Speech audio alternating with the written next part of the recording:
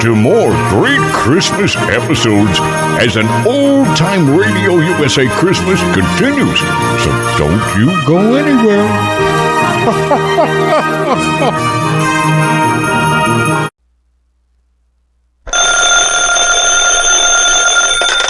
Hello? Yes, this is the Falcon speaking. Oh, Nancy. I'm glad you called. You busy tonight?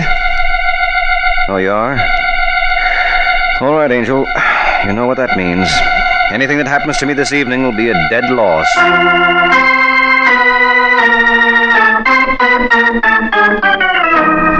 This is Ed Hurley, friends, inviting you to listen to The Adventures of the Falcon, starring Les Damon. You met the Falcon first in his best-selling novels. Then you saw him in his thrilling motion picture series. Now join him on the air when the Falcon solves the case of the unwelcome Christmas present.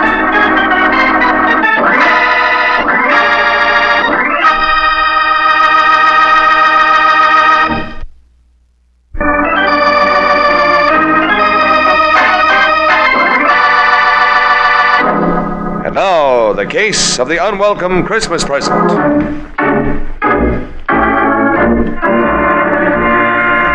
It is Saturday afternoon in New York, 2 days before Christmas.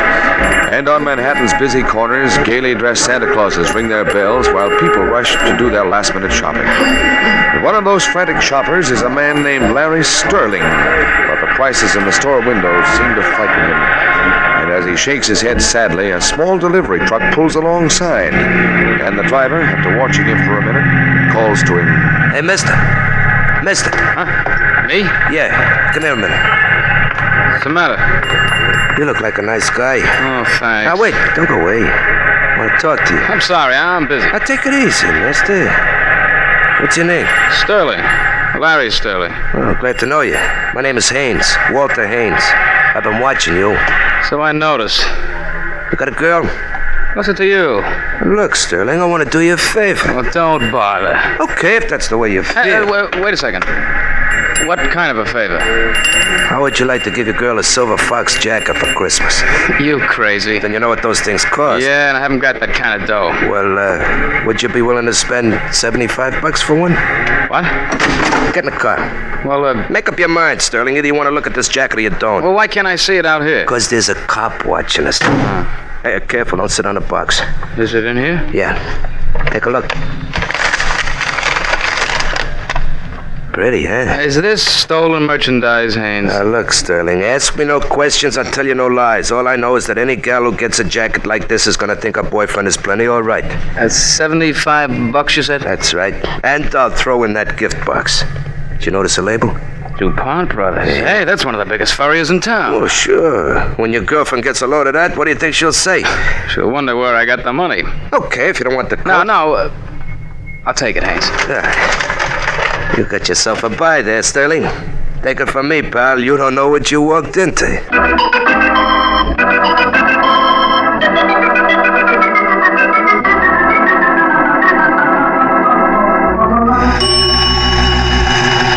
Hey, you better fill up the tank, Joey. I'm going out again. Only sold one silver fox today. Think I'll have to try Lower Broadway. I wouldn't if I were you. Huh? Oh. Hello, Bonnie. Hello, Haynes. Where'd you drop from? Steve Ellis told me you kept your truck here. What's up? Mr. Raynaud is looking for you. Raynaud? Uh-huh. What for? Don't you know? No, what'd I do? It's what Raynaud thinks you didn't do. Oh, he's crazy. You want to tell him that? There's no talking to him once he gets an idea in his head. Hey, Bonnie, what'll I do, huh? How would you like to hide out in my place? You mean you'd let me? Why not? Oh, but if Raynaud ever found out about this... Why should he? Well, somebody might rat. I'm not worried. I want you to know, Bonnie, I'll never forget you for this as long as I live. I know you mean well, darling. But if Mr. Raynaud ever discovers this little deceit, that's not saying very much, is it?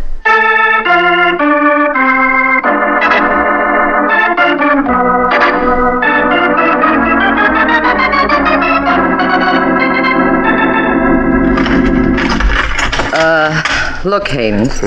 Maybe it would be better if... If what? Oh, skip it. Go ahead. Thanks. You know, Bonnie, for a minute there, I was afraid you changed your mind. Oh, there's very little danger of that. Renault. I'm delighted you remember me. Oh, Bonnie, will you please shut the door? So it was a trap. Yes, but you're very lucky, Haynes. Not every rat is offered such attractive bait. That was a very fine piece of work, Bonnie. Listen, Reno, you promised me nothing would happen to him if I brought him here. Did I? Well, let's not worry about it, shall we? Oh, Haynes, I believe you know Leonard. Sure he does. We're old friends, aren't we, pal? Cut it out! Bonnie's right, Leonard. That's hardly the way to treat a guest. Really, Haynes, I'm so sorry about this. May I offer you something? No, I don't want anything. Well, that's where we differ. Because I do. 2 weeks ago, you received your usual consignment of fur jackets. One coat was different. Where is it? In my truck? Leonard, will you be good enough to check? Sure. Never mind. I've already looked. It isn't there. It ain't? No. Yeah, you know something? I must have sold it by mistake. Oh, you gotta believe me, Mr. Renault. Of course I do. Who was the lucky buyer? Well, that's just the trouble. I don't know his name. Leonard. I've been looking forward to this for a long time, Haynes. No. When I get through with you, your own mother won't know you. What was his I name? tell you, I don't know. Oh, for heaven's sake, Reno, keep Leonard away from him. You'll kill him. I hope not, Bonnie. But if he does, well, in our trade, death is always an occupational hazard. Carry on, Leonard.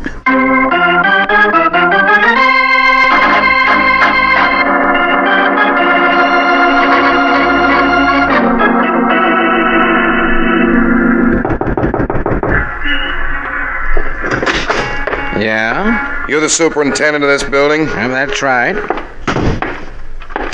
You got a Larry Sterling living here? Who? Come on, Pop, get with it. Larry Sterling, do you know him? Sure. What apartment does he live in? 3A. Thanks. But he ain't home now.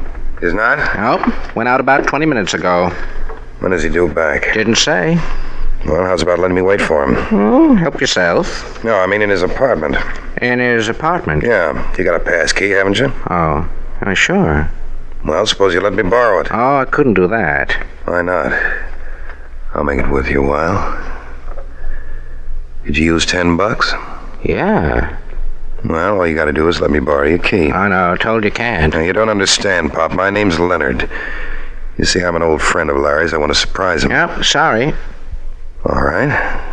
Then I'll tell you what I'll do. You still want to make that 10? And not if it's gonna... No, forget the key. All I want to know is when Larry came home tonight, did he have a big package with him? Big package, eh? A package about this size.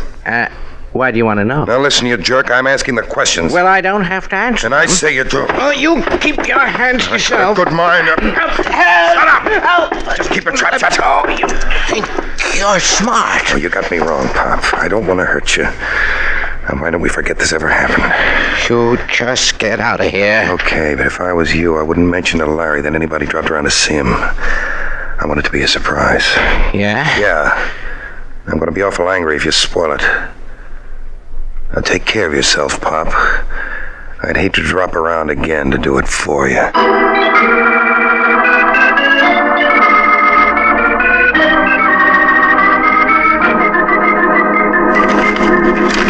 No, I shouldn't do this, George. We promised we wouldn't open our presents till Christmas Eve. Now, Larry, 24 hours one way or the other won't make any difference.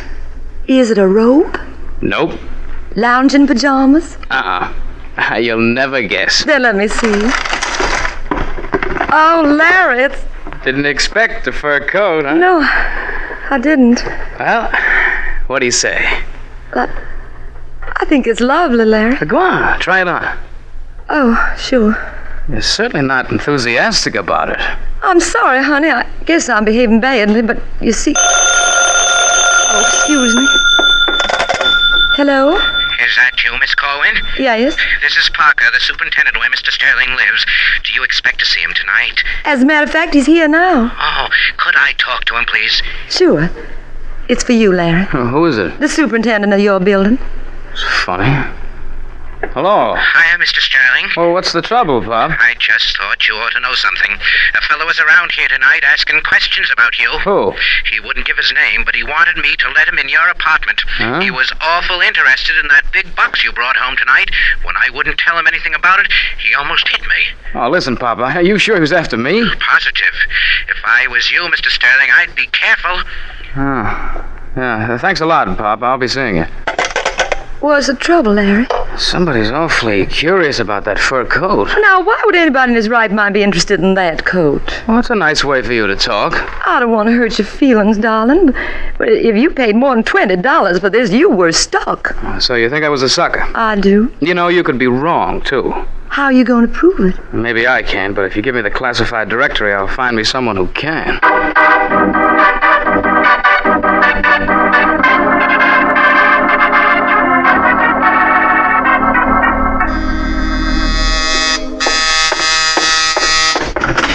Yeah? Now, I don't know whether I've got the right party. What apartment do you want? 12A? This is it. Are you, Mike Waring, the Falcon? That's right. My name is Larry Sterling. I hate to bother you, Mr. Waring. Quite all right. Come in. Thank you. What's on your mind? Well, if you're not too busy, I'd like to talk to you. About what? This. Go on, open the box. Oh, it's a fur jacket. Yeah, I bought it this afternoon from a man named Walter Haynes. Well, how come it's sporting the DuPont Brothers label? This guy Haynes led me to believe it was stolen. Oh, the old racket, huh? Yeah, there's a new one on me. Well, what do you want me to do? Get your money back? No, I was a sucker, Mr. Waring, and I'm willing to take my loss. What's your problem? How much would you guess I paid for this coat? Oh, I don't know, $100? $75. But my girlfriend says it isn't worth $20. Well? Well, if this coat's worthless, why is somebody so anxious to get it from me? What do you mean? My superintendent told me several parties were making inquiries about me. Well, that doesn't mean anything. Funny they should all ask if I brought home a big, bulky box that looked like it might contain a fur jacket. Let me see that coat again. Well? Well, it still looks like a skinned rabbit to me. But I've been wrong before. Let's see what the experts down at DuPont Brothers have to say.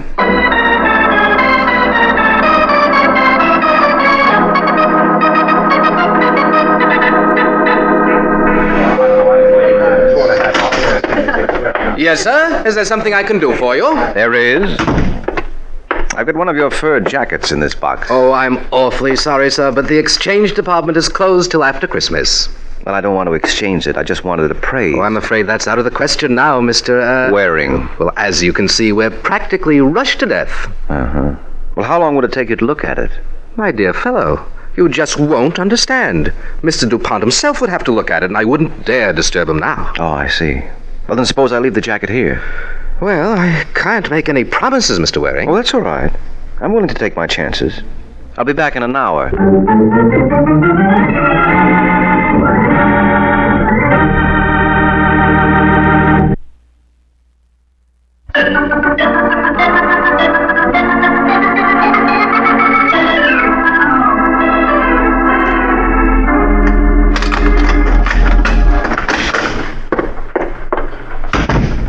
Hello. Huh? Oh, hello, a lady burglar. Hope I didn't startle you. Not particularly. Well, if I'm in your way... Oh, think nothing of it. You must be Mike Waring, also called the Falcon. I guess I must be. And you? You can call me Bonnie. Well, I'd like nothing better. A young man named Larry Sterling dropped in to see you about an hour ago. Oh, did he? Well, that's what I've been led to believe. How did you get in here? I could say the door was unlocked. Yes, you could, but I wouldn't necessarily have to believe you. In that case, you may as well know the truth. I used these. Oh, that's not nice, Bonnie. It's a penal offense. Oh, thinking of calling someone? Just the police? Now, let's not be hasty, shall we? Who are you? Oh, I'm terribly sorry. Mr. Waring, Mr. Raynaud. You'll forgive me for not shaking hands. As I understand, that gun makes it rather awkward, doesn't it? Very. What do you want, Renaud? Didn't Bonnie explain? I didn't get very far. Mr. Waring, I have reason to believe that a young man named Larry Sterling left a fur jacket with you today. Why should he do that? Maybe he became suspicious. Maybe he had reason to be. Maybe. But that's hardly the point. Where is the coat, Mr. Waring? I haven't got it. I know. Bonnie and I were quite diligent in our search. Well, I hope you were careful in handling my shirts. You needn't worry about that. Well, then I haven't a care in the world. Not after you turn the coat over to us. I assume you can get it back at your convenience. Anytime? May I suggest there's no time like the present? Well, I'm afraid I can't agree with you, Renaud. My client bought that coat in good faith. In good faith? Yes, he gave $75 for it. I assure you neither of you will lose by this transaction. Well, I don't know. His girlfriend was awfully crazy about it. Shall we say $1,000? Shall we say nuts? Mr. Waring, I refuse to argue. Suppose I send one of my agents around. He's much more persuasive than I am. Come, Bonnie. Hold it. Where do you think you're going? Home, naturally. Have you any objections? Yes, several. You're staying here till the police arrive. You're overlooking one thing, Mr. Waring. What, that gun? Uh-huh. Well, somehow I've got a feeling... Look out, Reno! You stupid, blundering fool! Your type can never let well enough alone.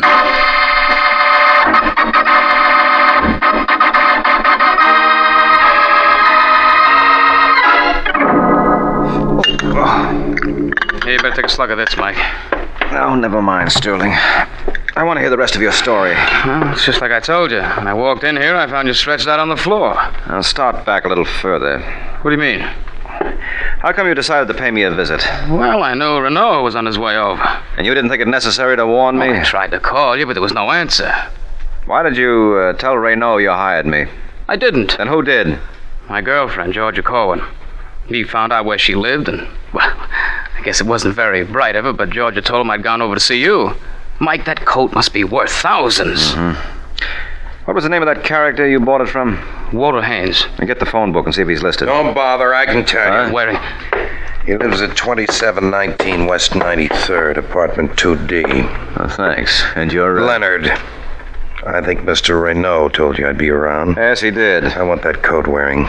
You know, Leonard, Renaud made a bad bet. You're no more persuasive than he is, and you're not nearly as pretty as Bonnie. Well, you haven't seen me in action. I can hardly wait. I'm glad you're taking that attitude, Waring. It gives me an opportunity to check up on some gossip. They tell me you're a pretty tough cookie. You don't want to believe everything you hear. Well, there's one way to find out. Get out of the way, Mike. Hey, what? Nice going, Larry. I hope you don't mind me ruining that decanter. Oh, no. I'll find it a lot easier to get a new bottle than this boy will a new head. Come on, let's go, fella.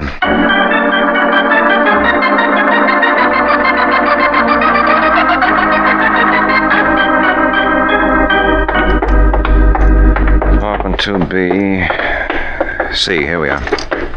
Are you sure this is the right place? The nameplate says Walter Harvey. That's probably an alias.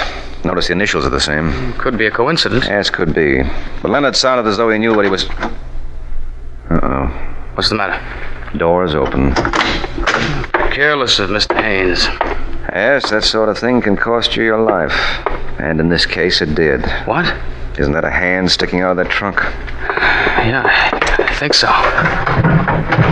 Oh, no. Now, take it easy, Larry. Oh, look at his face. He was beaten to death, wasn't he? Yeah, that's a fairly safe assumption. Oh, poor Haynes. Mike, you gotta find out who did this. Why? Well, you can't let Renaud get away with this. Look, maybe we ought to take this from the beginning. Who am I working for, anyway? I don't understand. You came to my apartment this evening with a yarn that Haynes had sold you a hot fur coat. Well, it's true. Then if you were stuck, why didn't you write the whole thing off? Why did you bring me into this? Well, I told you that. Don't you understand, Waring? That coat must be worth thousands. All right. Let's assume for the sake of argument it is. What does that mean to me? We'll split the money. What money? You admit the coat must be stolen? Well, maybe there's a reward. Oh. Well, there's one way to find out. Suppose we see the brothers DuPont.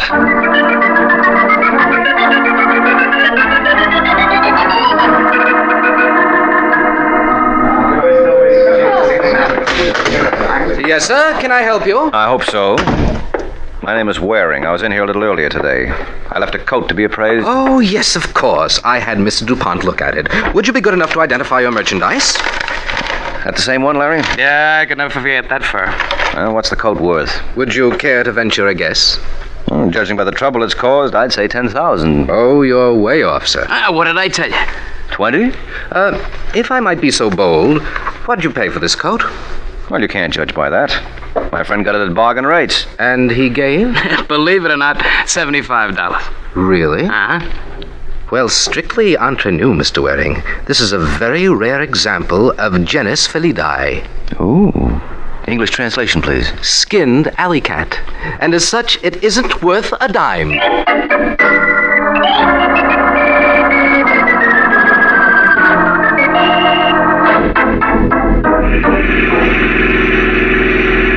I don't understand it, Mike. You sure that's the same coat? Positive. But if the coat's worthless, why was Haynes killed? Now, don't ask me, Larry. I'm a stranger here myself. Maybe Renault doesn't know its value. Well, I doubt that.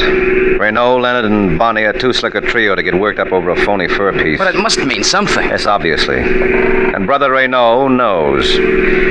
Well, maybe he won't mind sharing his information with us. How are you going to find him? Through Leonard. You think he'll cooperate? If it's put to him the right way. Remember how you knocked him cold? Yes. Well, don't forget how you did it. I may want you to try it again.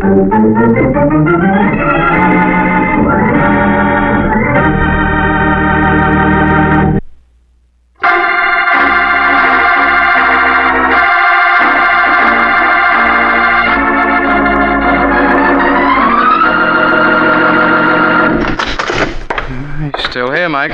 Right where you left him. Uh-huh. Come on, Leonard, get up. Come on, pals, or you'll miss Santa Claus. Yes, but I won't miss you. Mike. Don't move, chum, or I'll let you have it from here. Well, that wasn't nice of you to fool us that way, Leonard. I would have sworn you hadn't moved an inch since we left. Now, don't feel too bad, Waring. I only moved 2. From here to where you left my gun and back. Where's the coat? Are you still harping on that? You're wasting your time. It's worthless. I don't mind. Hand it over. And if not... Don't be a sap, Waring. I'm not fussy. I'd just as soon take it over your dead body. I think he means that, Mike. Well, I don't. You're bluffing, Leonard. You shouldn't have called me, pal. Get down, Waring. Larry, you all right? Yeah, I think so. I didn't mean to frighten you folks. Oh, that's perfectly all right, friend. Another second and this Falcon would have been cold turkey. What about him? Well, he's dead. Well, to whom are we indebted? Yeah, who are you? What's the matter, Larry? Don't you know me? Mister, the way your face looks, I don't think your own mother would. Hey, buddy, you got a girl? Haynes. Sure. Mike, this is Walter Haynes. Wait a minute. If you're Haynes, who's the stiff in your apartment? Renault. Leonard killed him. Oh, the old double-cross, huh? Yeah. Well, where have you been? Well, they kept me tied up in some dame's apartment. Bonnie's? Yeah, Bonnie's. After I got loose, I went to Larry's apartment, and some other dame told me I could locate him here. That must have been Georgia. What's this all about, Haynes? What's what all about? This fur coat. Believe me, Waring, I don't know. I got it in a consignment with my regular merchandise. I knew there was something screwy playing because Renault sent Leonard to buy it from me for $1,000, but I didn't want to get into trouble. So you sold it to me, figuring you could get it back any time. Oh, I'm sorry, fella. I didn't realize what I was letting you in for. Well, it all adds up except for one thing. Where does Bonnie come in? Right on cue, Mr. Waring. Bonnie? You ought to do something about that door, Mike. Yes. Next time, get a spring so it'll close. Where's the coat, Mike? I want it. And if you don't get it? Don't be silly, darling. Nothing's going to stop me. Not even if I have to shed a little blood. I wouldn't be surprised if you meant that. I do. Well, what do you say, Haynes? I say give it to her. No. She's a pretty determined young lady, Larry. But if you'd care to stop her... How about that, honey? Well, I guess that settles that. Here you are, Bonnie. Wear it well. No, just drape it over the chair. I'll take it from there. You're the boss. And don't you ever forget it. Now, all of you stay put for the next 5 minutes. The first one who gets careless enough to show his face out of the doorway will get it blown off. Good night, folks. Thanks a million. Get the phone, Sterling. Maybe we can head her off. Yeah, hurry it up, Larry. Call downstairs. I'll take care of it. I thought you were going to rush her, Waring. If you're worried about that coat, Haynes, forget it. She won't get away. Oh, she can keep the coat for all I care. I had my fill of this business. I don't blame you. Oh, incidentally, what happened to the box that came in? Oh, I threw it away. You're kidding. Why, it wasn't worth anything, was it? Now, look, I want that box, Waring, and I'm not clouding. Well, why make an issue of a little thing like that, Haynes? Unless it isn't a little thing. Suppose we see. Get away from that door. You want the box, don't you? I'm darned if I can see why. Looks like any other cardboard box to me. Maybe if I were to rip the cardboard apart... Hey, cut that out. Oh, well, what do you know? Pretty cute, huh? Who'd ever think of looking for a letter pasted between two sheets of cardboard? You did. Yeah, well, you gave me the lead. This is a pretty important piece of stationery, Haynes. Look at the name on top, Moscow Federation. I want that letter, Waring. Yes, I'm beginning to understand why. Well, do I get it? Mister, you certainly do. Oh, did you have to do that, Larry? Did I have to do that? You realize he was going to kill you? Sure, but I might as well be dead. You realize that was my last bottle of Christmas cheer? Now what am I going to do?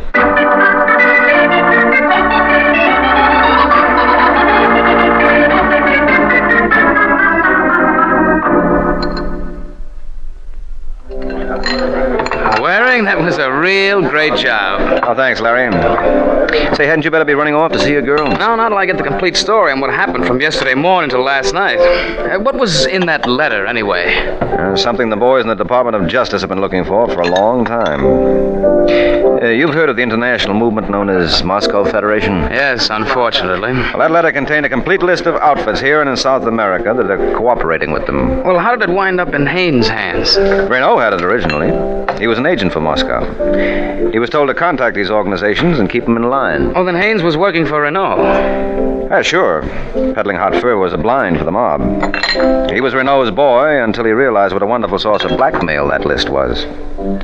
So he got you to hold the list for him while he carried out his plan. He killed Renault and messed up his face so it would pass for his own. Well, where did Bonnie figure in this? Poor kid, she didn't even know the score. She thought the coat was the all-important thing. How did you know it wasn't? That appraisal gave me the tip-off. And the one thing we'd overlooked in the case was the box it came in. Well, what made you realize Haynes was the killer? It was a story he told. He claimed he was beaten up and kept a prisoner in Bonnie's place, and he came to my house right after he escaped and learned where you were. But when I asked him about the corpse in his own apartment, he wasn't even surprised. Right off the bat, he knew it was Renault. I guess that'll learn me. Well, thanks a lot, Mike. I'll be seeing you. Say, wait a minute. Where are you rushing off to? In case you've forgotten, this is the night before Christmas. My girlfriend Georgia must still be wondering what happened to me. Ah, yes, of course. But, what about you? Well, I guess this is my unlucky night. I don't have a date. On Christmas Eve? Mm-hmm. Isn't that irony for you? Me and Santa Claus are the only two guys in town who are left holding the bag.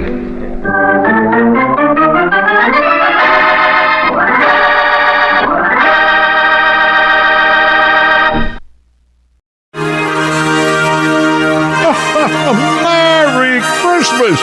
More of your favorite Christmas episodes as an old-time radio Christmas continues right here on Old Time Radio USA.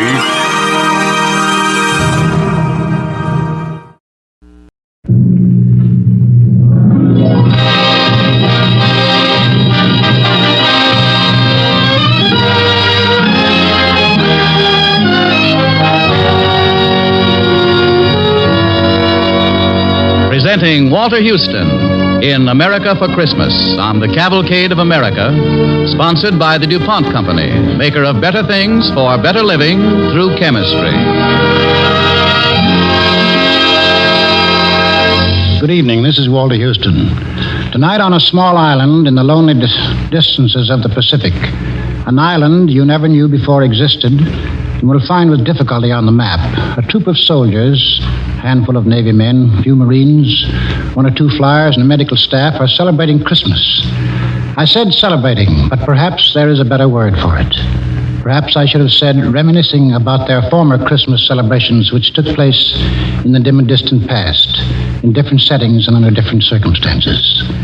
It is with such servicemen and women as these in mind that tonight we bring you this special Christmas play.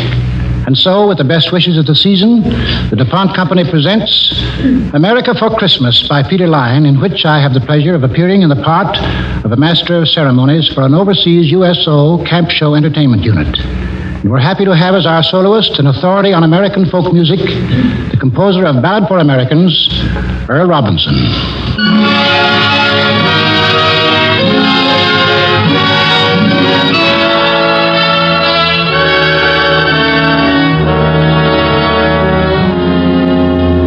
We are now on our small island in the Pacific. Its name will remain undisclosed for reasons of military security. But you can be sure that every inch of its ground is by now familiar to every man stationed there.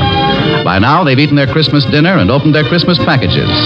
But there's one remaining package addressed to all the men still to be opened. A package of good cheer and glad tidings to the men in their home away from home. He who now will bless the poor, shall yourselves find blessing.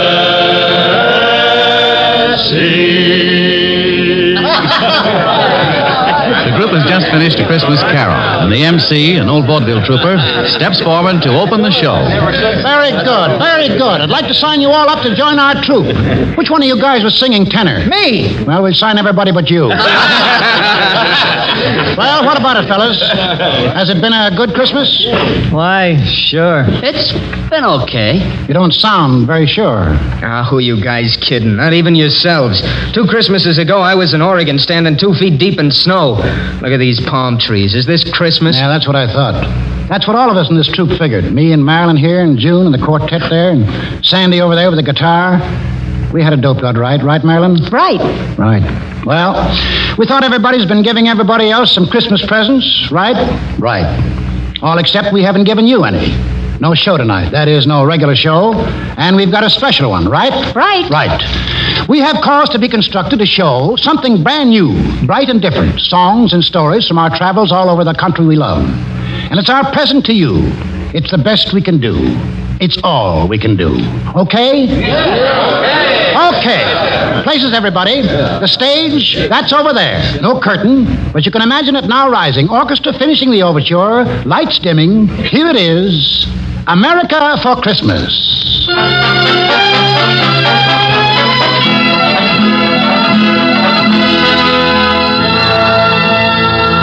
Roll on, Columbia, roll on. Roll on, Columbia, roll on. Your power is turning our darkness to dawn. So roll on, Columbia, roll on. Roll on. Columbia? Who's that? What are they singing about? They're singing about America, young lady, and Columbia is her symbol. She's a big country and a great country, a hot and cold country, an empty one and crowded. She's an all-over country, and whatever you want, you'll find her in America. That's why they're singing about her. They? Who are they? Why, they're the people, young lady, the people who live in America and sing songs about her and tell stories about her and lie about her and brag about her and love her. The farmers on her plains and the men who built her cities and made her strong. Roll on, Columbia. Roll on, Columbia. They're all over America right now, singing and talking and telling tall tales. If you want to meet them, you'll have to travel the whole country fast. Let's go. All right, and discover America all over again. Where do we start? Well, let's see. Might as well start where the Pilgrims started, I guess. On the shores of New England. Oh, Stormy was a fine old man. Do me way, oh, storm along. Oh, Stormy was a fine old man. Way, hey, hey, Mr. Storm along.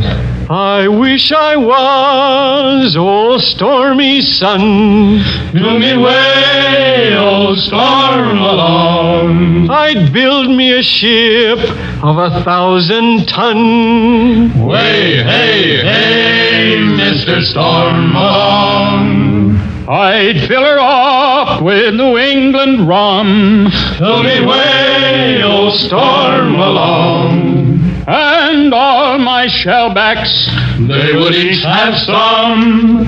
Way, hey, hey, Mr. Storm along. Old Stormy's dead, and that's New England. Song of the men who go down to the sea in ships, down to the sea from craggy inlets and deep sea ports. There's rocks all over New England. All over? All over. Even the fields and meadows of the New England farms. Makes it tough to make a living. There was a farmer in New England who invited his minister to pay his farm a visit. The two of them, the farmer and the minister, walked over the stony fields, the minister saying, "Why was it you wanted me to come out on your farm?" "Reverend, I want you to pray to God with me that I'd get better crops."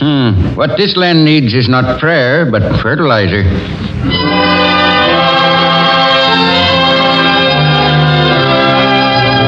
That's New England, a rocky country.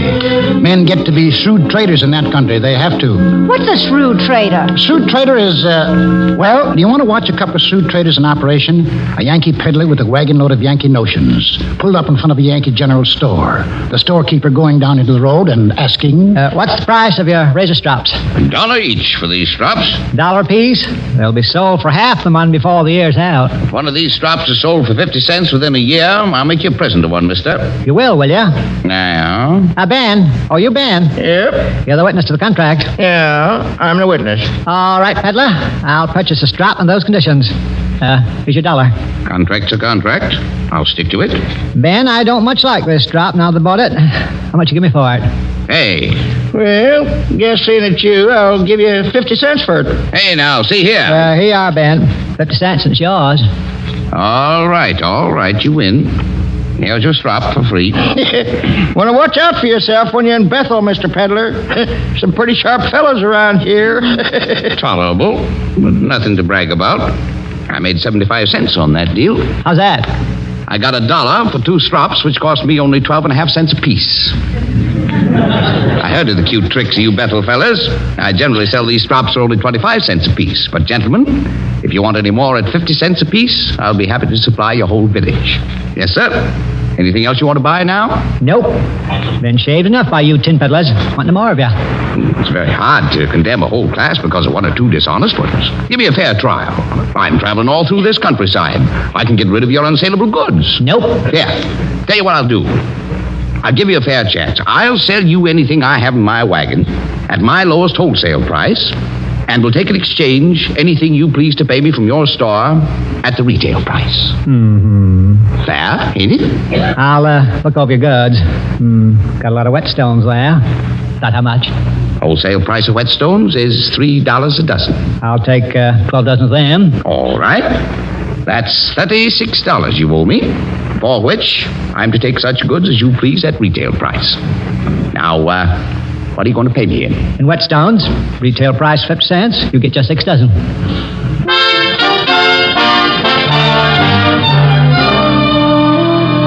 There's a couple of shrewd traders. Let's move on. Let's get away from the rocky country. You think that's a bad country? Why, meet the fella from Maryland. The dogs in Maryland are so poor that they have to lean against the fence to bark. It takes 3 or 4 pigs all at once to pull up a blade of grass. And if they want to cast a shadow, why, it takes 6 pigs to do that. Should we go further west? If the country in the east is also bad... West of that country, you run into West Virginia. Now, there's some country. Hill country. You want to hear a West Virginian on the subject? All hills and valleys in West Virginia. Valley's real narrow. So narrow the dogs have to wag their tails up and down. Can't wag them back and forth. Why, there's one valley in West Virginia so narrow that the moonshine has to be wheeled out on a wheelbarrow every morning and the daylight wheeled in. Well, come along, little girl. You got a lot of traveling to do. I heard that railroad whistle blow, blow, blow. Yes, I thought I heard that railroad whistle blow. And I thought I heard that lonesome whistle blow, woo, woo. And it blowed like it never blowed before.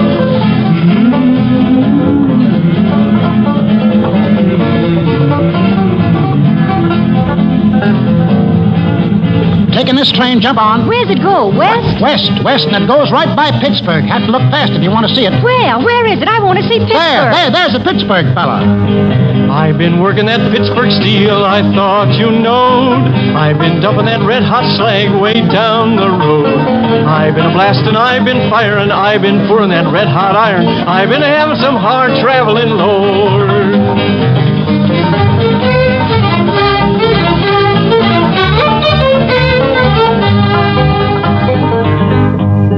If you want to get iron, you go in the hole. You want to get zinc, you go in the hole. You want to get lead, you go in the hole. You want to get coal, you go in the hole. You want to get oil right out of the ground, you dig a little hole about 10 miles down, and that's what you get by going in the hole. Still going west. Same road that Daniel Boone and Davy Crockett took. Only we can go a little faster. Riding on the Wabash Cannonball.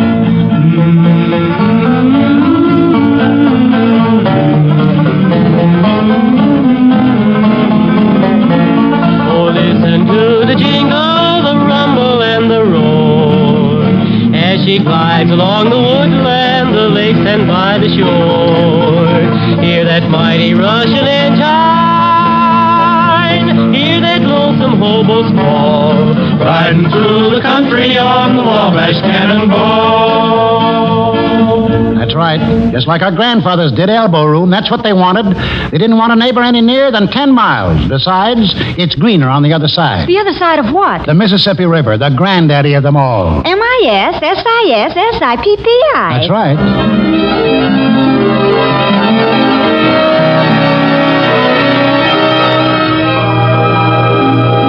Rivermen, the boatmen, floating down on rafts, talking easy on the night air, talking big, talking quiet, making up stories just to hear the sound of their tongues wagging. Like these two men, talking about their river, the big old Mississippi. Listen to them. Yep, this nice old muddy Mississippi River water is wholesomer to drink than the clear water of the Ohio. Let a pint of this yaller Mississippi water settle, you'll have about a half to 3/4 of an inch of mud in the bottom. What you want to do is keep it stirred up. Yep, that's right. Now, there's nutrition in this good old mud. And you look at the graveyards, that tells the tale. Why, trees won't grow worth shucks in the Cincinnati graveyard. But now in the St. Louis graveyard, why, the trees grow upward of 800 feet high. And it's all on account of the water the people drunk before they laid out. A Cincinnati corpse don't richen the soil any.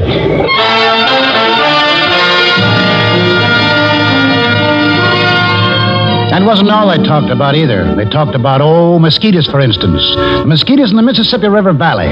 I heard a man talking about those mosquitoes once. Well, sir, I'll tell you. Now, the state of Arkansas has been injured and kept back by generations of exaggerations concerning the mosquitoes there. Why, sir, these mosquitoes have been persistently represented as being formidable and lawless. But the truth is, they are feeble, insignificant in size, diffident to a fault, sensitive. Now, if you really want to hear about some formidable mosquitoes, sir, why, then there are the Lake Providence colossi. Lake Providence? There are large mosquitoes there? 2 of them can whip a dog. 4 of them can hold a man down. I must say that that's... Why, sir, this may strain your credulity, but I even seen those mosquitoes at Lake Providence trying to vote. What? Well, I have seen them canvassing around the polls. Excuse me, gentlemen. I overheard what you were saying about mosquitoes, and I was about to add simply that the biggest mosquitoes I've ever seen was a little further to the west, in Oklahoma. Years ago, gentlemen, I saw 4 mosquitoes kill a buffalo. Kill a buffalo, yes, sirree. And pick his bones clean and leave him to bleach in the sun. Good day, sir. What do you know? What's the matter? His stories seem a little sizable? I can't stand a liar, sir. I just can't stand a liar.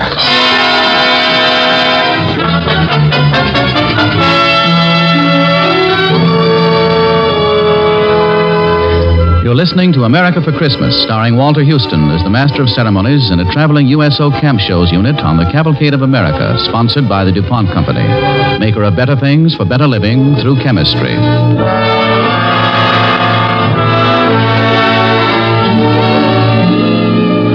In our play tonight, Walter Houston portrays an old vaudevillian who is leading his USO troop through the Southwest Pacific. And on this Christmas night, they are entertaining a company of servicemen and women on a tiny Pacific island, entertaining them by giving them the best Christmas present they know, a memory of America as they remember her through our American folklore. They've covered the eastern half of the country in their special Christmas show. They're in the valley of the Mississippi right now, and I think... Yes, they're in the station, buying their tickets to the next stop. Oh, that Rock Island line is a mighty good road. Yes, that Rock Island line is a road to ride. And if you want to ride, you gotta ride it like you find it. Get your ticket at the station on the Rock Island line. And so now we're across the Mississippi. This must be Arkansas. Please, ma'am. What's the matter? The name of this state is not Arkansas, my poor benighted child. It isn't? That's what it looks like when you see it. Arkansas. No. Now, maybe you don't realize how strongly folks in this state feel on the subject. Years ago, there was a debate right in the state legislature when someone proposed that the state go on record to change its name from Arkansas to Arkansas. Another fella, well, he got up and made a big speech. Mr. Speaker, you blue-bellied rascal, I have for the last 30 minutes been trying to get your attention. And each time I've caught your eye, You have wormed, twisted, and squirmed like a dog with a flea in his hide. Gentlemen, you may tear down the honored pictures from the hall to the United States Senate. Pull down the stars and stripes. Curse the goddess of liberty.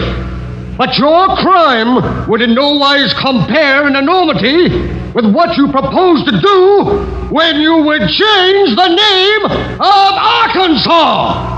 Compare the lily of the valley to the gorgeous sunrise, the discordant croak of the bullfrog to the melodious tunes of a nightingale, the bray of a Mexican mule to the classic strains of Mozart.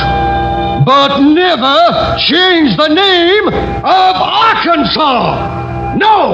1,000 times no!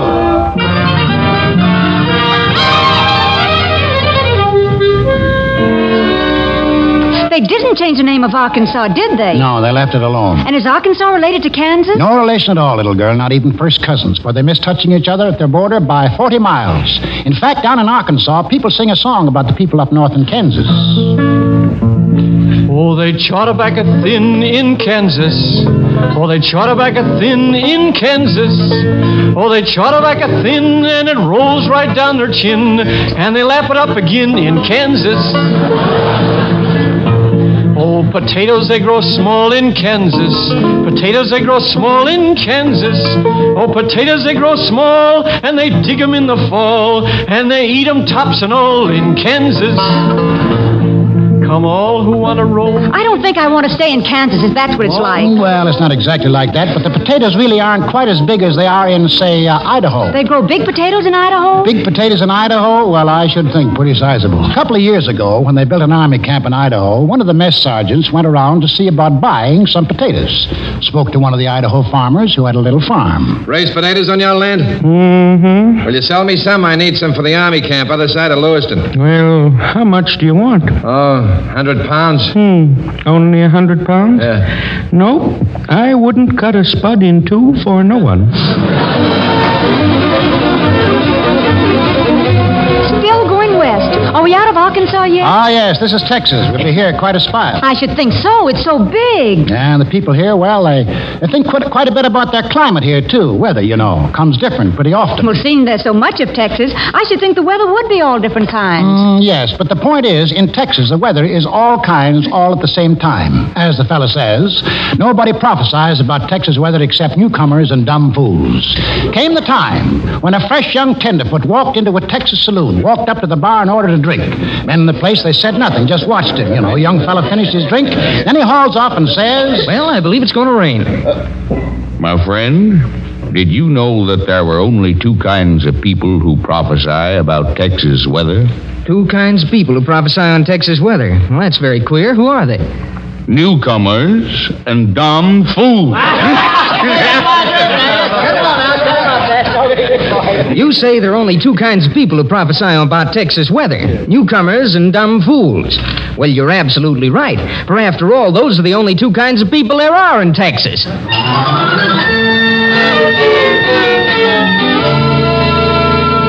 Cow country through here, and to the north, and to the west. Further on west, you come to the desert, where it's dry.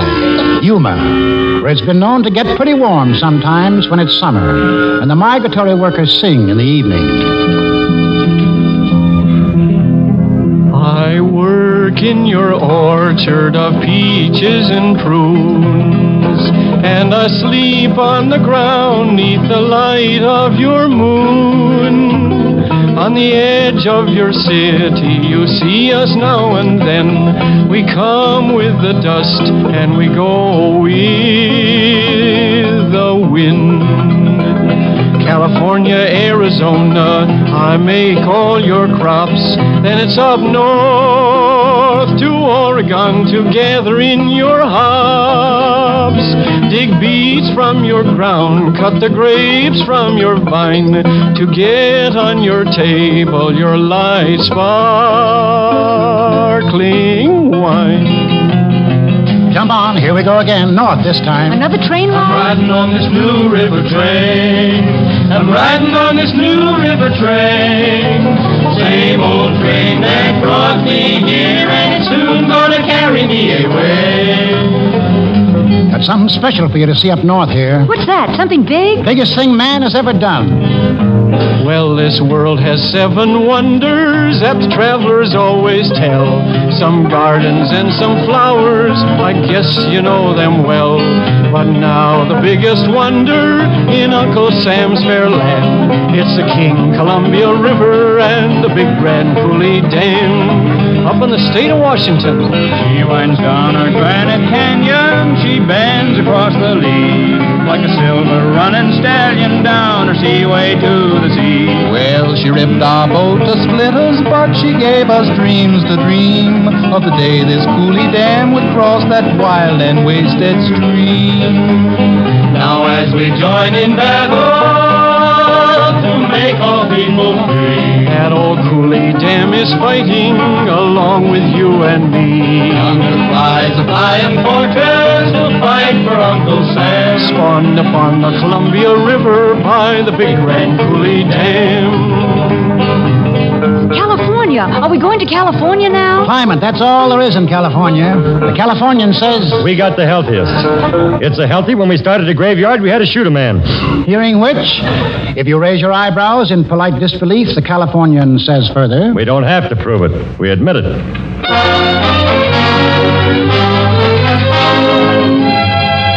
Well, that's about it. Time to be getting back home now. What? Oh, but we haven't seen nearly everything. For every part of the country, a song or a story. Not time in half an hour to do them all justice. So, boys, I guess it's the end of the show. It was enough, mister. And if you're still wondering, I'll tell you, it's been an okay Christmas. That's been the best Christmas I ever had. For the last 20 minutes, I've been standing in 2 feet of snow back in Oregon. Okay, and we'll have one last song. Everybody sing. For every part of the country, a song or a story. But all the parts, all the states add up to one mighty whole. One America. Roll on, Columbia. Roll on.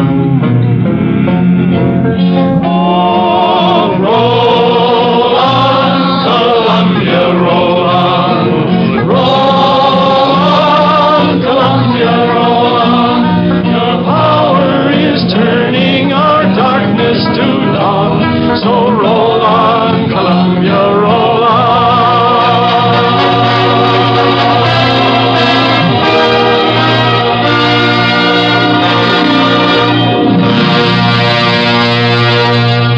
To you, Walter Houston, and the members of tonight's Calvacade cast, our thanks.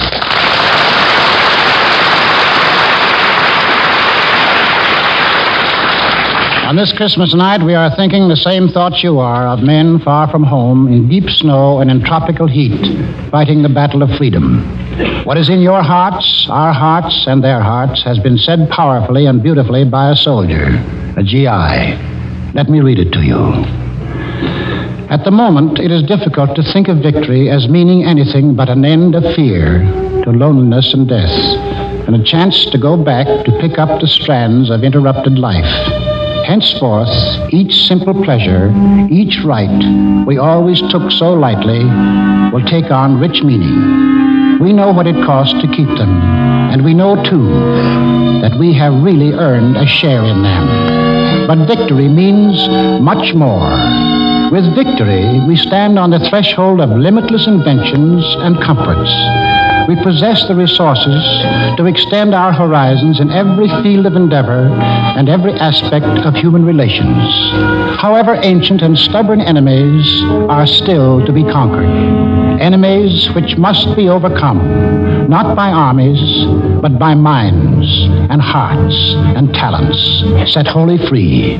Such enemies are poverty, insecurity, prejudice, disunity. These too shall be conquered, for we have begun to think more deeply and more dynamically.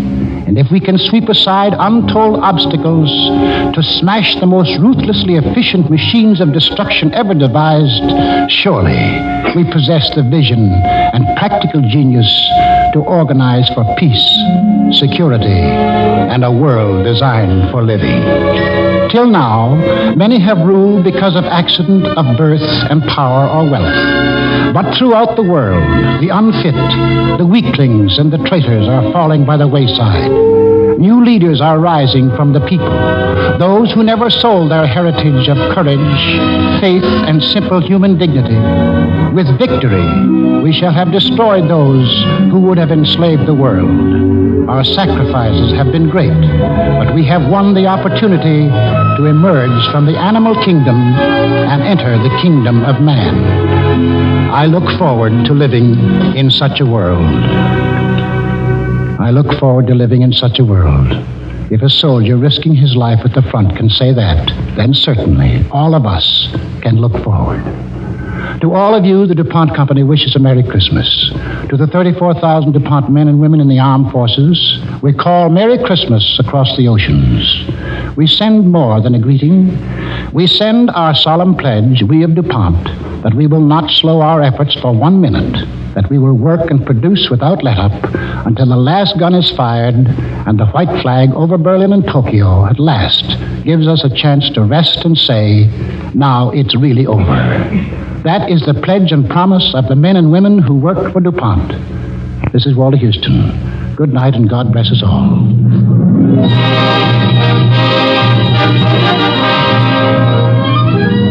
Next week, the Cavalcade of America will bring you Anne Harding in Westward the Women, the story of Abigail Scott Duniway.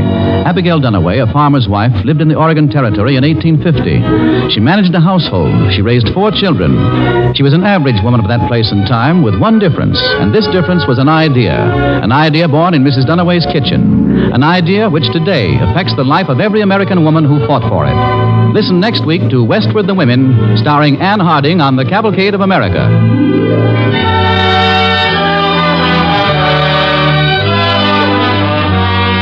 Tonight's Cavalcade play was based on A.L. Botkin's book, A Treasury of American Folklore, published by Crown Publishers. For use of special songs, Cavalcade is indebted to Woody Guthrie, and for their arrangement and direction to Earl Robinson. Heard in the program was the Sportsman's Quartet. The orchestra was conducted by Robert Armbruster. This is Gain Whitman sending you season's greetings on behalf of Cavalcade sponsor, E.I. DuPont de Nemours Company of Wilmington, Delaware.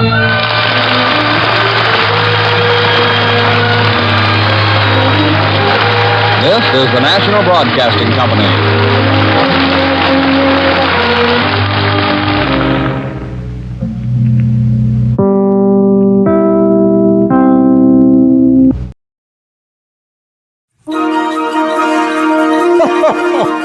You're listening to Old Time Radio USA's annual holiday programming of an Old Time Radio USA Christmas, brought to you by the WOTR Radio Network and me, Santa. Merry Christmas.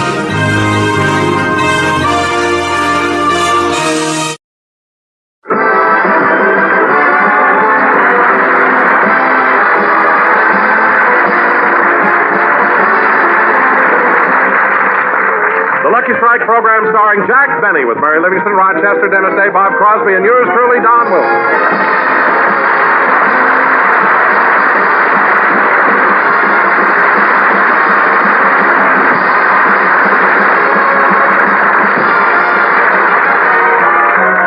Ladies and gentlemen, it is now mid-December, and as is their custom every year at this time, Jack and Mary have gone to one of the local department stores to do their Christmas shopping. But before we take you there, let us look in at the office of a prominent psychiatrist. Also, now, relax please back on the couch and tell me what is your hallucination. Why are you afraid to go back to work? Doctor, it's no hallucination. It happens every year at this time. Just before Christmas. Every year. Just before Christmas. Calmly, Mr. Blank. Don't get excited. Lay back on the couch now. Tell me, when did it first start? During the Christmas shopping rush in 1946.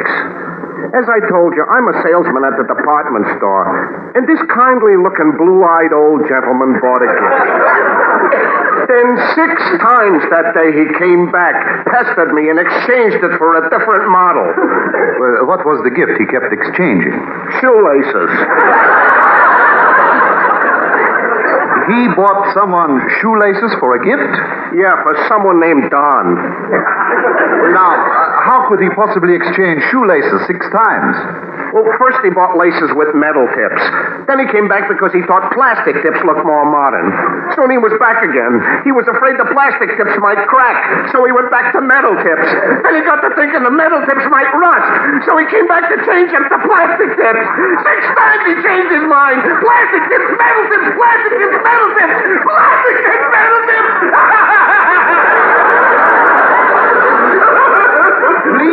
Please come out. You're supposed to be on the couch, not under it. Well, tell me, what did this man do the next year? The next year I was lucky. I didn't see him. Oh, he didn't come into the store? I don't know. I was in a sanitarium.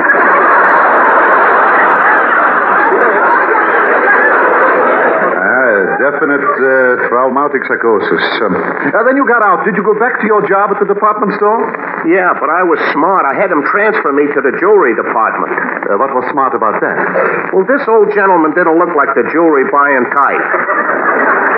Then you did not see him last year? He found me. And more trouble? Yeah. Once again, he came in to buy something for Don. This time it was cufflinks. Well, that is good. Who could find anything wrong with cufflinks? He found it. It was the engraving. First, he had them engraved DW. So I wrapped them, all pretty and Christmassy. Then he goes off happy, and I am silently saying a prayer of thanks. That is good. Not good. He discovers that DW has a middle initial. So first he buys the gift, then I engrave the gift, then I wrap the gift. Then he changes his mind about the engraving. So I unwrap the gift, I change the engraving, rewrap the gift. And then he changes his mind and wants cheaper cufflinks. So I have to go through wrapping, engraving, and rewrapping again.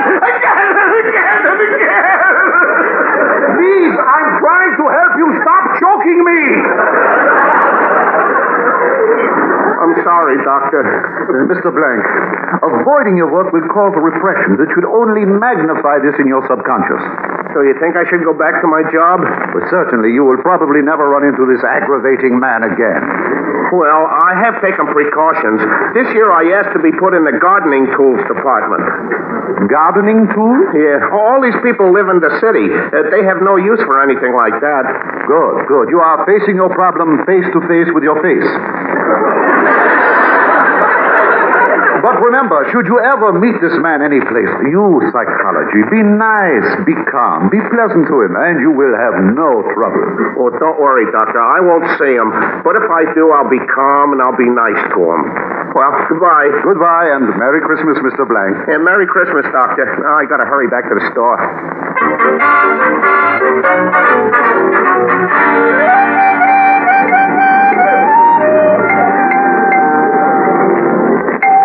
Gosh, Mary, no matter how early you try to do your Christmas shopping, the store is always crowded. Yeah. Yet I can't start doing my shopping any earlier. I like to buy modern, up-to-the-minute gifts, you know. As far as I'm concerned, your gifts are ahead of the times. What do you mean? You gave me jewelry that turned green years before they had chlorophyll.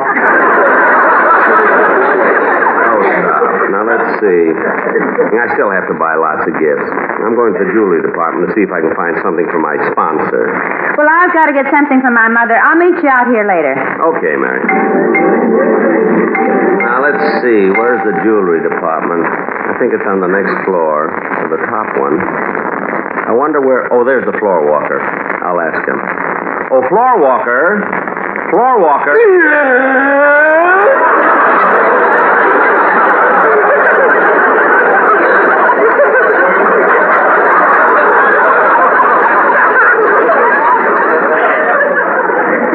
Can you give me some information? Ask me anything. I'm a talking horse.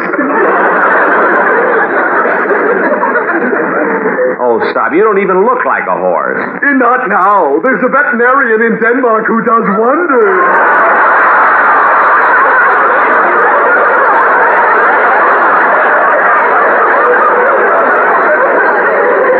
Now, stop with that silly talk, or I'll go to the manager and report you.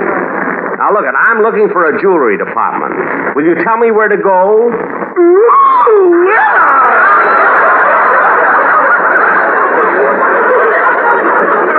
Never mind. Yes, sir. May I help you, young man? Yes, I'm looking for Christmas gifts for my mother and father. Well, this is the sporting goods department. How about some golf balls? No. Tennis racket?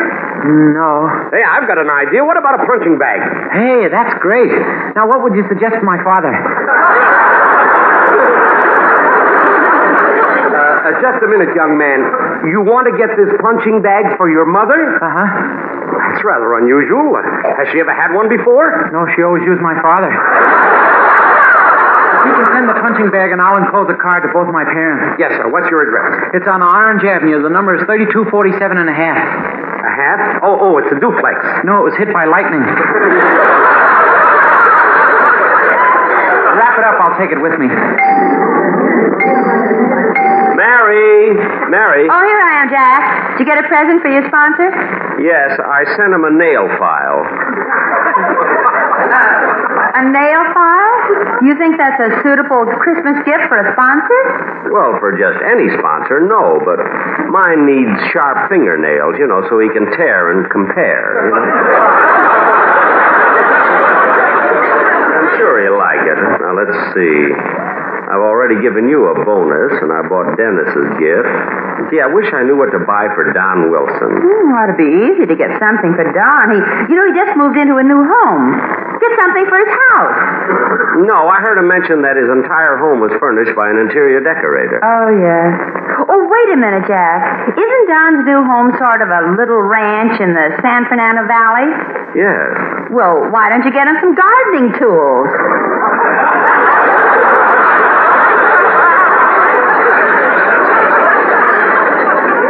Yeah. Gardening tool. Why didn't I think of that? Say, Mary, I know what to get Don as a Christmas present, and he'll really appreciate it. What? A gopher trap. A gopher trap? Yeah, I heard him mention that his place is overrun with gophers. Come on, Mary, let's go. You go yourself. I'm going to buy a gift for Barbara Stanwyck. I'll meet you at the perfume counter. Okay, Mary. I'll see you later. Let's see. Where would I get a gopher trap? I wonder if that comes under hunting equipment. I'll just have to... Now, where's that floor walker? Oh, there he is, way over there. Oh, floor walker! Floor walker!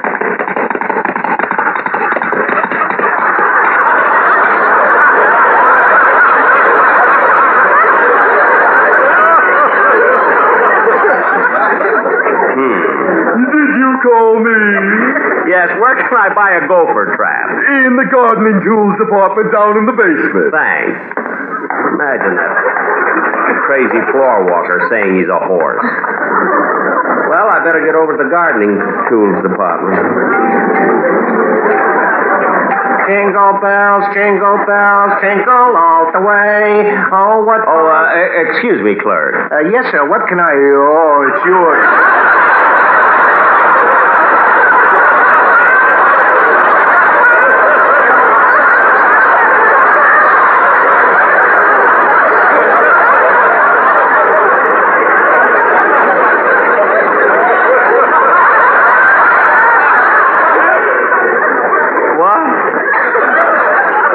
Sorry, sir. I must be calm. I'll be happy to wait on you. Thank you. I'd like to buy a gopher trap. Yes, sir. Excuse me, I'll go get one for you. He wants a gopher trap. A gopher trap? What trouble can I get into with that? Here they are. Here you are, sir. This is the most popular type of gopher trap. It looks so complicated. How does it work? Well, you open this little door, and you set it with this wire. Then you put a piece of tomato in this wire cage for bait. Well, that's fine. But wait a minute. What do you do with the gopher after you have him trapped? Well, you have to take him out and kill him. That seems so cruel. Well, we have another type trap that catches them and kills them at the same time.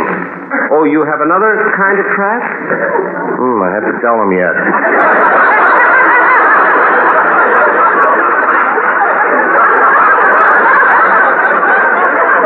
Yes, sir. Here it is, sir.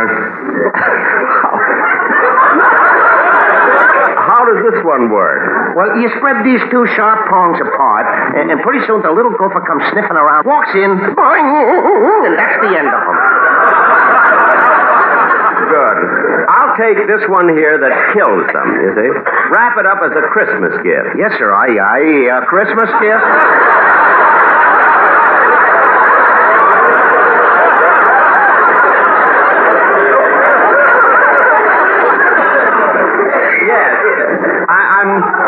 I'm giving it to someone for Christmas.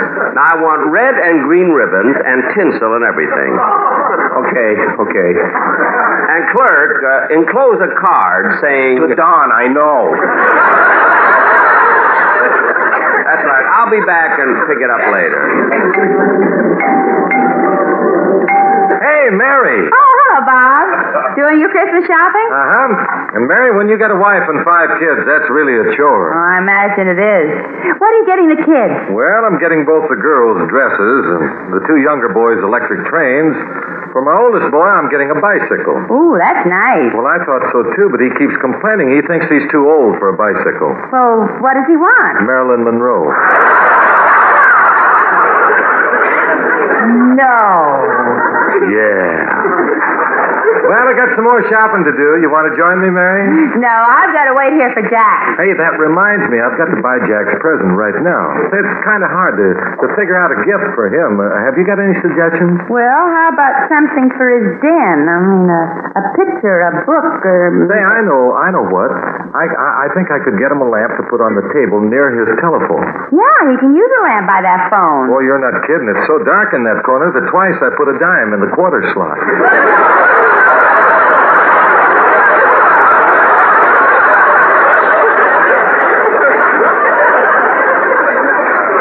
Yeah, that's a nice gift. It'll save us all money. See you later, Mary. Oh, Mary. Over here, Jack. What took you so long? I'm sorry, but the store is so busy. Well, Jack, who else do you have to get gifts for? Well, I'll have to look at the list. Thank you, ma'am. That's $6.70. Yes, sir, that's $4 even. Yes, ma'am, $3 out of 10. Listen, Mary, they're playing our song.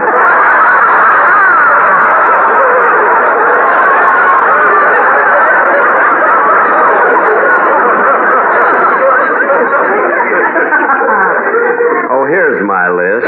Now, let's see. Well, hello, Jack. Hello, Mary. Hi, Don. Gosh, you're carrying a lot of packages. Sure am. Hey, what's that big bundle there on the bottom? Oh, I just got that in the sports department. You know, I like to go hunting occasionally, and I bought myself a tent. Oh, really? Single-breasted or double? What's that square box, Don? Oh, I'm glad you mentioned that, Mary. That's a tape recorder the Sportsman Quartet and I bought for the sponsor. Oh, Don, a recorder is a wonderful gift for the sponsor. And I've got the entire cast record a greeting to him. That is, everybody except you. Now, would you do it? Well, Don, let me hear what you've got first. Okay, I'll play it for you. We're sending you a Christmas greeting just so you will know what fun it is to sing for you here on the radio. Be happy, go lucky, be happy, get better taste. Be happy, go lucky, get better taste today. This is Mary wishing you a Merry Christmas too. And what a lucky day for us, the day that we met you. There is nothing, no, there's nothing that I like as well as Manischewitz the bits and good old Lucky Strike.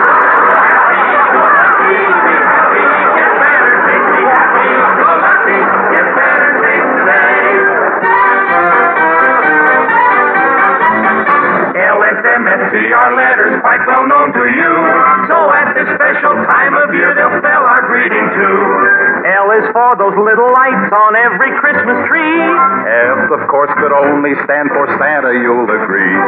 M is for the mistletoe and Merry Christmas too. F is for your friends and T for ties they give to you.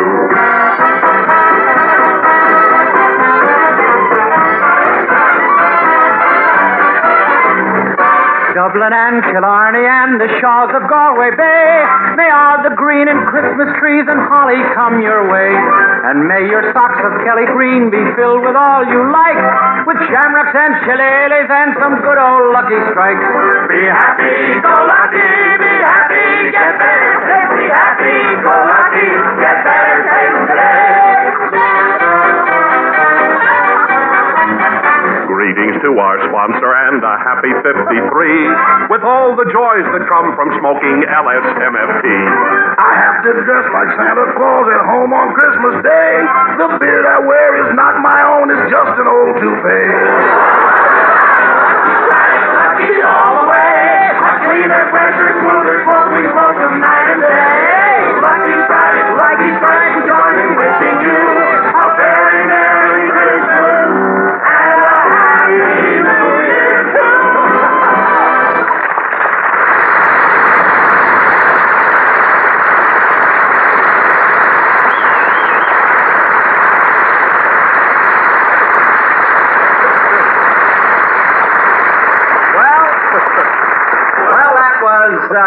That was very clever, Don.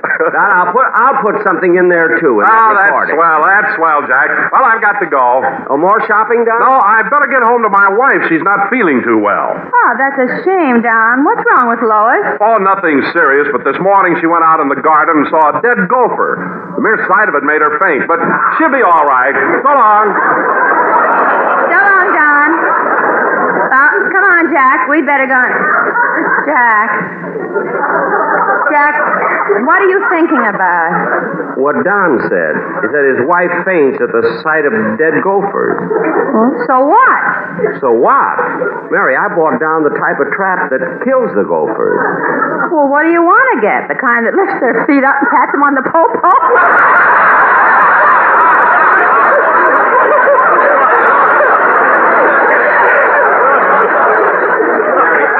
Get the kind of a trap, you know, the kind that traps them alive. Wait here, I'll be right back. Okay.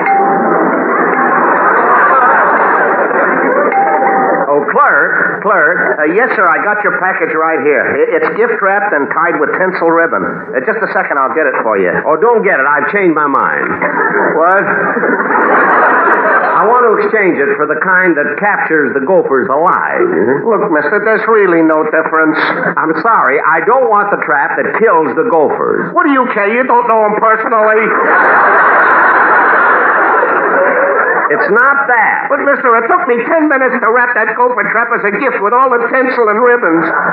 Look at all the trouble you put me to. Look, I'm sorry. I don't want the trap that kills them. I like to be kind to animals. Why don't you try it with people? What? Nothing. I must be polite.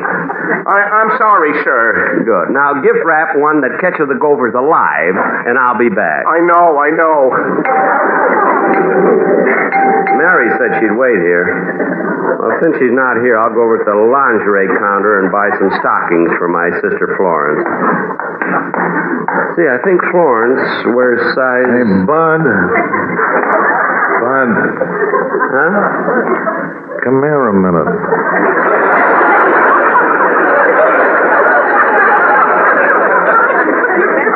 Who, me? Yeah. Where you going? To the lingerie counter. I'm going to buy some stockings for my sister. What kind? Nylon. Huh? Get silk stockings.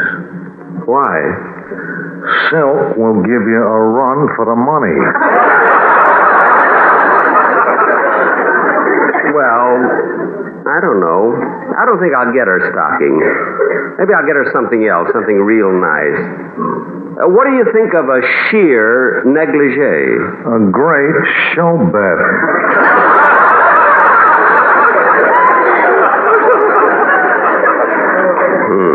Say, look, fella, every time I run into you, you tout me on trains, apples, candy, everything but horses. So what?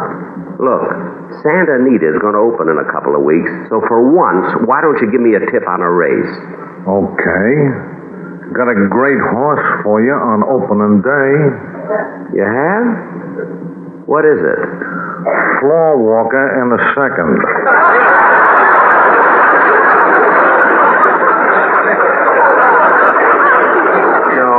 I saw him, and he's carrying too much weight. see you later. Yes, so long, Bud. So long. I always run into that guy. I wonder where Mary is. Hey, there's Rochester doing some shopping. I bet he's buying something for me. I'm going to eavesdrop and see what he gets me. May I wait on you? Yes, sir. I'm looking for a Christmas gift for my boss. For your boss, eh? How about a tie? No, he has lots of those. Well, how about a wallet? Or a money clip? Money clip? What's a money clip? No, it's a thing to hold your folding money. I've never had any that fold. How does it work? Well, it's a spring-like metal clip that holds your money tight. He's got a fist that does that.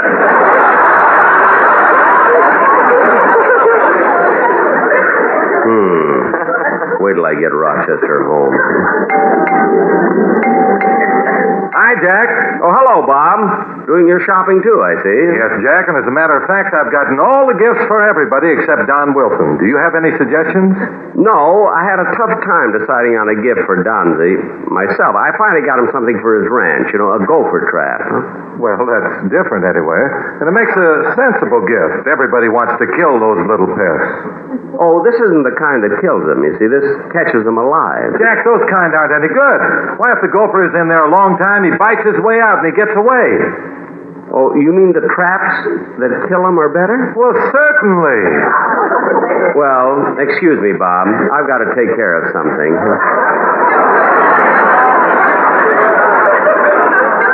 I'm dreaming of a white Christmas, just like the ones I used to. Hello, Mr. Blank. How is it going? Huh? Oh, hello, Doctor. Did that blue-eyed gentleman find you?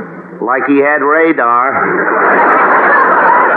He comes over here to buy a gopher trap. A simple little thing like a gopher trap. First he decides on one that catches him alive.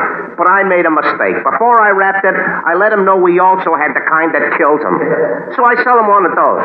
Then I wrap it and put tinsel and ribbon on it, and he goes away. Then he comes back and he makes me unwrap it because he wants the kind that catches him alive. No. Control yourself. Control yourself. Here, take this little pill. It will calm your nerves. I can't take a pill, Doctor. There's no water here, and I can't leave my cot at door in this rush. Please, I am the doctor. You go take the pill. I'll wait on any customers who come along. Well, okay.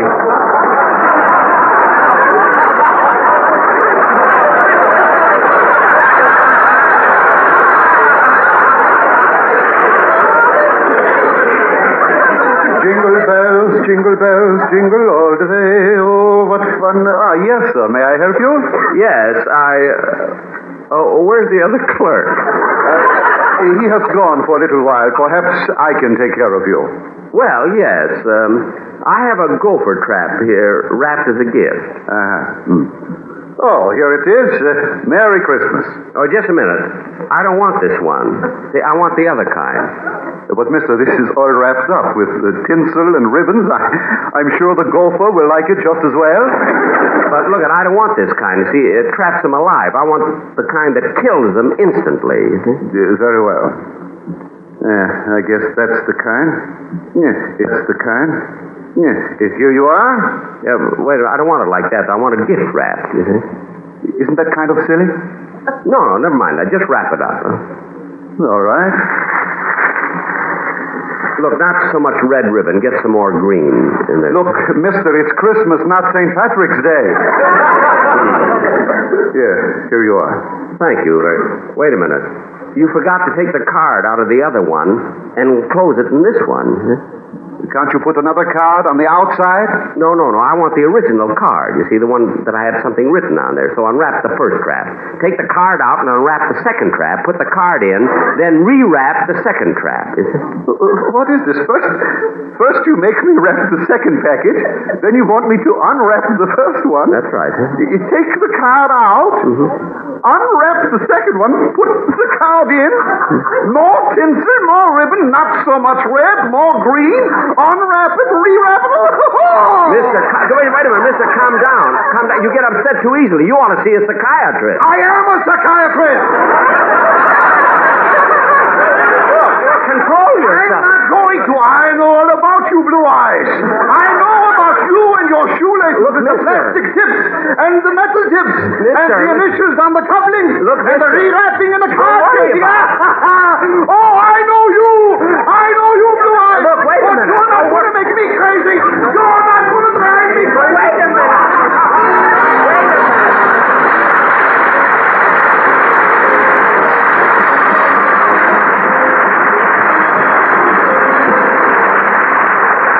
We'll be back in just a moment. But first, nothing beats better taste. And remember... Lucky's tastes better. Cleaner, fresher, smoother. Lucky's tastes better. Cleaner, fresher, smoother. For Lucky Strike means fine tobacco, richer tasting, fine tobacco. Lucky's tastes better. Cleaner, fresher, smoother. Lucky Strike. Lucky Strike. Friends, when it comes to your own enjoyment of a cigarette, nothing beats better taste. And Lucky's taste better. Cleaner, fresher, smoother. That's because Lucky's are made of fine, mild, good-tasting tobacco. LSMFT, Lucky Strike means fine tobacco. And Lucky's are made better to taste better. Made round and firm and fully packed to draw freely and smoke evenly. And because Lucky's do taste better, they'll make wonderful gifts for all the smokers on your Christmas list. Right now, you can get Lucky's in their bright and cheery new Christmas carton, created by Raymond Loewy, the world-famous designer. You'll find them at any cigarette counter. So make it a lucky Christmas. Give everyone a colorful Christmas carton of Lucky Strike. Be happy, go lucky for Christmas gifts this year.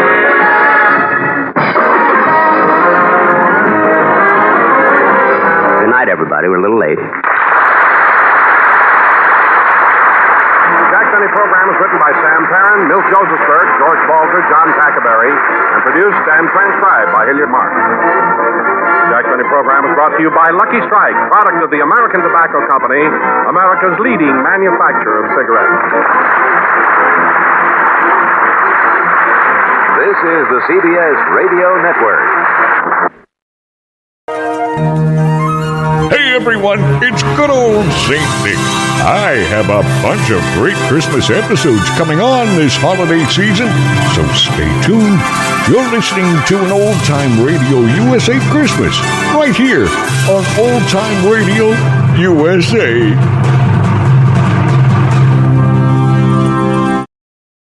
Family Theater presents Otto Kruger and Jeff Chandler.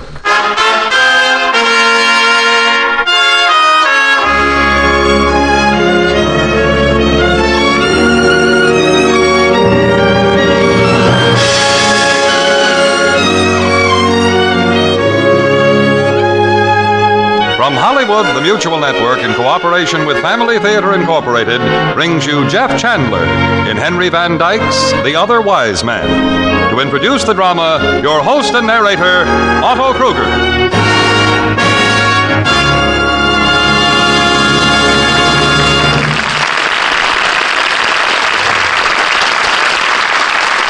Thank you, Gene Baker. Friends, you all know the story of the three wise men of the East, how they traveled from far away to offer their gifts at the manger cradle in Bethlehem. But have you ever heard the story of the other wise man, who also saw the star in its rising and set out to follow it? The story of the fourth pilgrim, whose great desire to pay tribute to the King of Israel was denied, yet accomplished in the denial. Allow me to tell it to you then, as Henry Van Dyke first told it in his beautiful and touching tale of The Other Wise Man.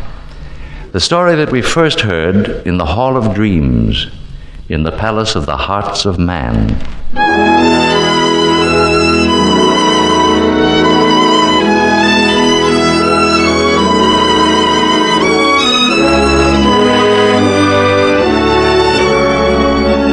In the days when Augustus Caesar was master of many kings and Herod reigned in Jerusalem, there lived in the city of Persia a certain man named Artaban the Median.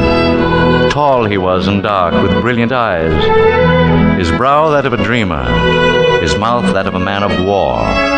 And upon the night that we now tell of, he was seated in an upper chamber of his house, speaking gravely to some visitors, men who, like Artaban, wore the long white robe and pointed cap of the fire worshippers, the garb and dress of the ancient priesthood of the Magi.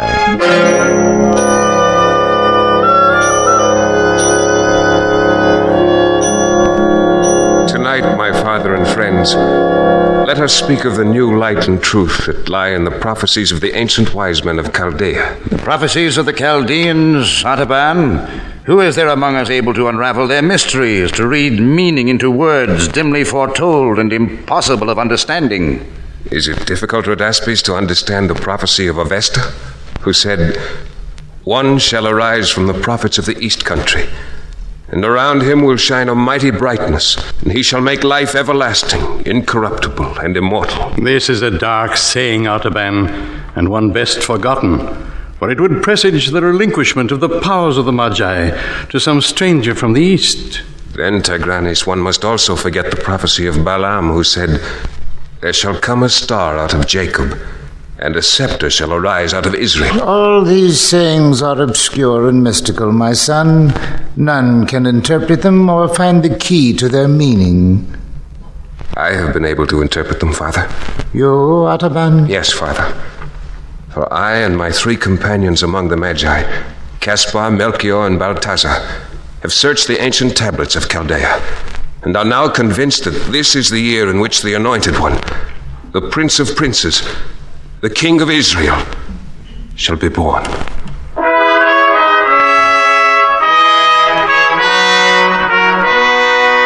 They looked at Artaban, his father and friends, with mingled feelings.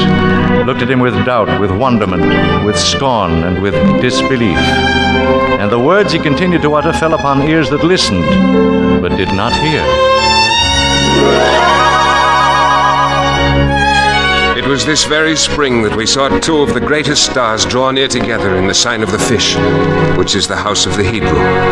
And we also saw a new star there, a star which shone for one night and then vanished. Now, once again, the 2 great planets are meeting. This very night is their conjunction. And if it is, Artaban, what of that? My 3 brothers are watching at the ancient temple of the 7 spheres in Babylonia. I shall watch here. If the star shines again, they will wait 10 days for me at the temple. And then we will set out together for Jerusalem, to see and worship the promised one who shall be born King of Israel. You will but strain your eyes with wasteful watching, Artaban. Nay, Rhodaspes, I believe the sign will come. So I have sold my house and possessions and have bought these 3 jewels, a sapphire, a ruby, and a pearl, to carry with me as a tribute to the king. And I ask all of you to go with me on the pilgrimage, that we may have joy together in finding the prince who is worthy to be served.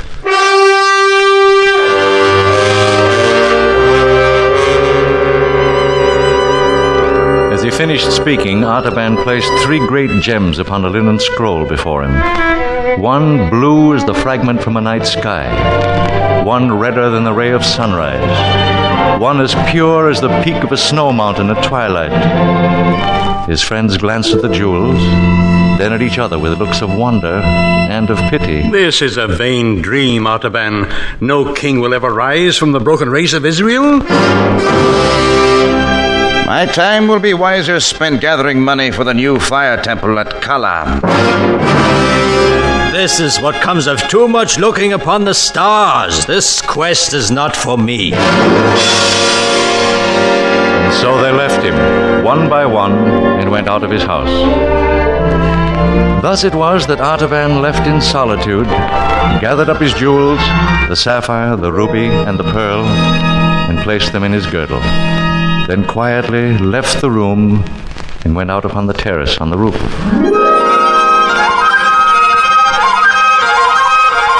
Far over the eastern plain, a white mist stretched like a lake. But where the distant peak of Zagros serrated the western horizon, the sky was clear. And Jupiter and Saturn rolled together like drops of lambent flame about to blend into one.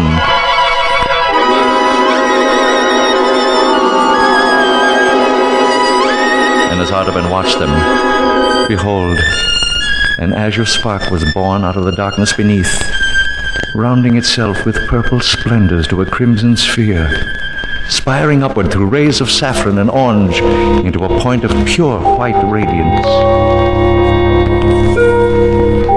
Tiny and infinitely remote, yet perfect in every part, it pulsated in the enormous vault as if the 3 jewels in the Magi's breast had mingled and been transformed into a living heart of light. And Artaban bowed his head and covered his brow with his hands. It is the sign. There is no longer any doubt. The king is coming, and I shall go to meet him.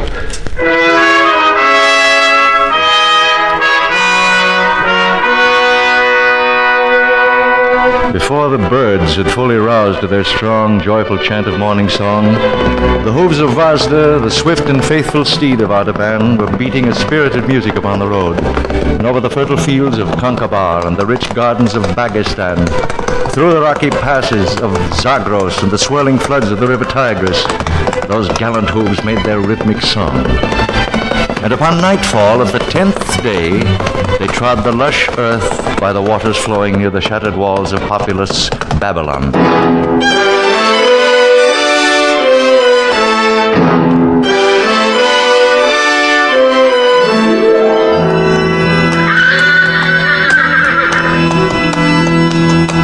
Oh, courage, Vasta. It is yet 3 hours' journey to the Temple of the Seven Spheres. We must reach it by midnight if we are to find my companions of the Magi still waiting. We dare not stop for anything lest they depart without us to find the king. What is it, Vasta? What startles thee? What? And then in the dim starlight, he saw the form of a man lying still across the road. Swiftly Artaban dismounted and went over to the man. His face bore the marks of a deadly Marshland fever, and the chill of death was in the lean hand lying motionless on his breast. And Artaban's heart leaped into his throat as his mind whirled feverishly with the implications of the problem that now beset him. If I linger here but an hour ministering to this dying stranger, I cannot reach the temple in time. My companion shall leave without me. I would lose my quest. But if I do go on, the man will surely die. O God of truth and purity, direct me in the way of wisdom which thou only knowest.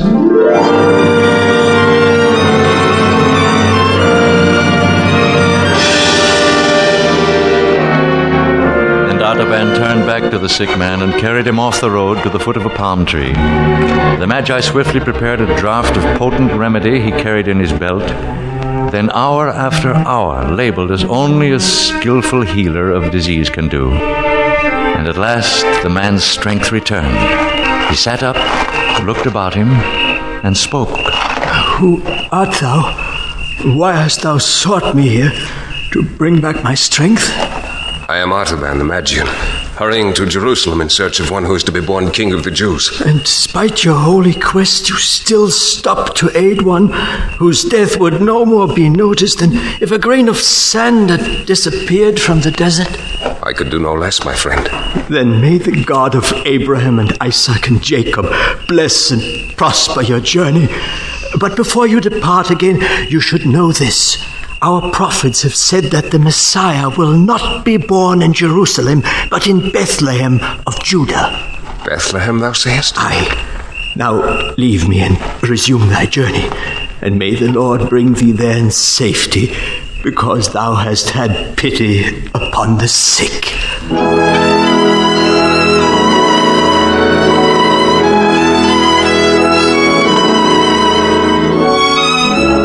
And so it was that when Artaban reached the Temple of the Seven Spheres, the three wise men had gone, leaving behind them only a piece of parchment under a small cairn of broken bricks.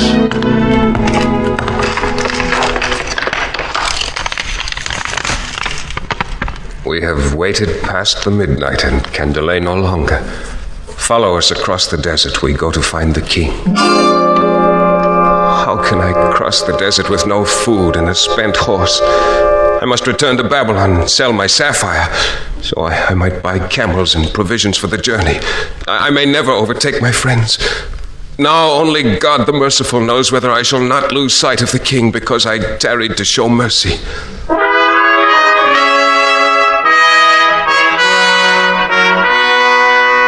And so it was that Artaban the Magi, the other wise man, with but 2 gems remaining now to offer as tribute to the king of Israel, followed Caspar, Melchior, and Balthazar across the desert. And the other, and weary but full of hope, bearing his ruby and his pearl to offer to the king, he finally entered the streets of Bethlehem and inquired his way of a woman he heard singing within a stone cottage.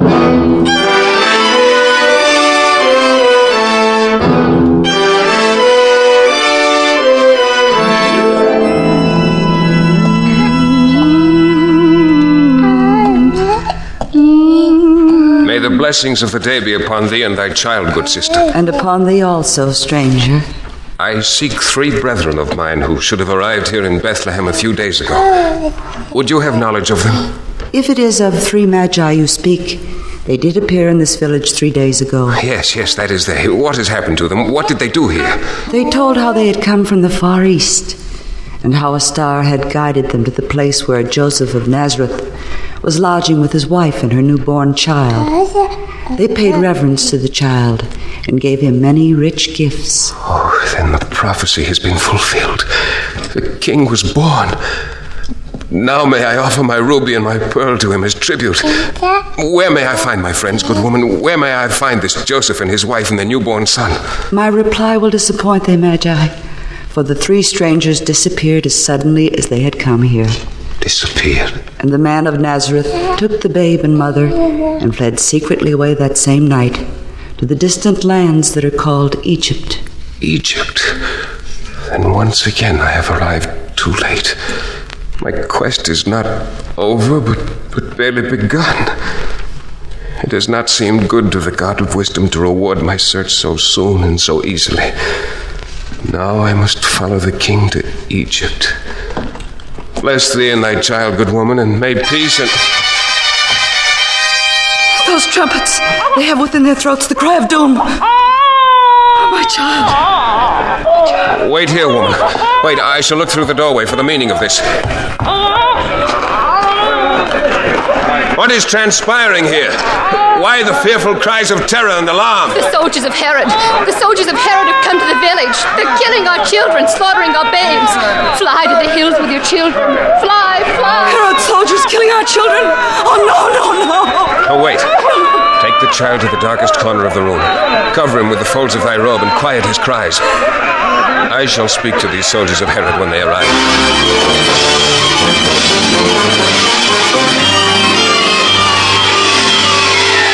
Artaban stood there in the doorway as soldiers filling the portal from side to side as the armed men of Herod came hurrying down the street towards him with bloody hands and dripping swords. Out of our way, Magi! We seek the children who dwell within. And if I were to tell you that I am all alone in this place? We shall learn that for ourselves. Stand aside, lest we run our blades through your body, too. Oh, wait. I am all alone in this place. And I am willing to give this jewel to the prudent captain of Herod's men who will leave me in peace. The captain looked down. Within the hollow of Artaban's hand lay a ruby, glistening there like a great drop of blood. The soldier paused for a long moment, then suddenly stretched out his eager hand and snatched up the ruby. March on, men! This house is still. There is no child here.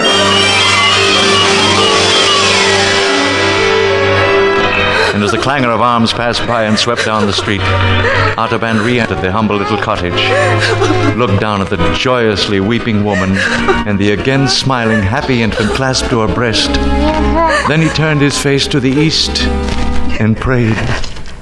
If truth forgive my sin, I have said the thing that is not to save the life of a child. And 2 of my gifts are gone. I have spent for man that which was meant for God. Shall I ever be worthy to see the face of the king?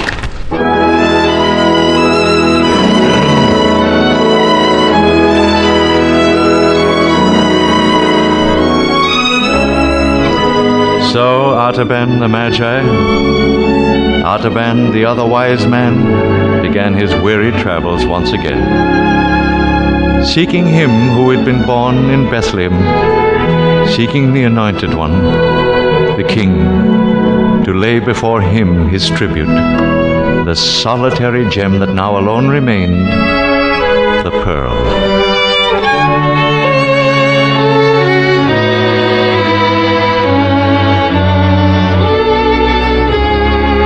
Among the throngs in populous Egypt did he seek the king, through countries where famine lay heavy upon the land, and in plague-stricken cities he visited the oppressed and afflicted in the gloom of prisons, in the wretchedness of slave marts and the weary toil of galley ships. And in all this world of anguish he found none to worship, though he did find many to help, for he fed the hungry and clothed the naked. He healed the sick and comforted the captive.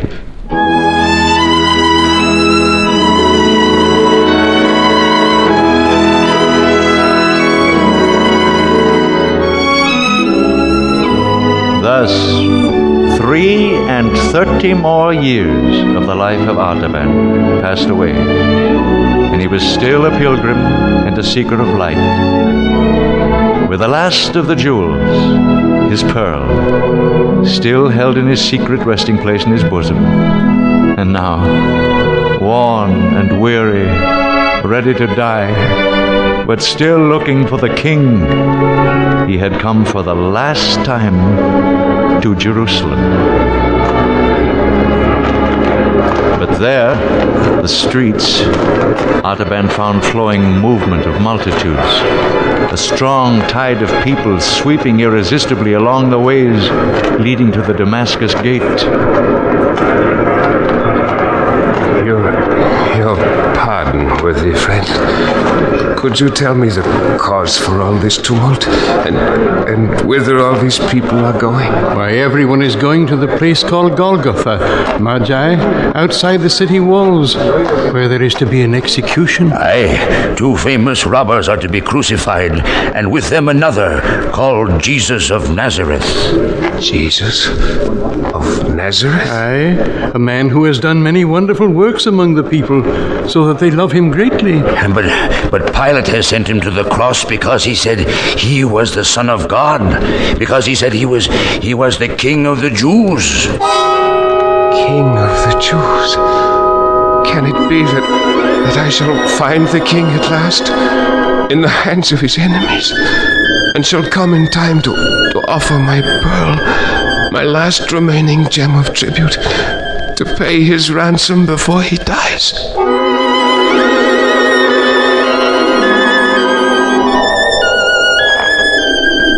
Artaban's heart beat unsteadily with excitement as, slowly, with tired and painful steps, he followed the multitude toward the Damascus gate. You cannot take me with you thus. But as he reached a point just beyond the entrance of the guardhouse, some Macedonian soldiers came down the street, dragging with them a young girl with torn dress and disheveled hair.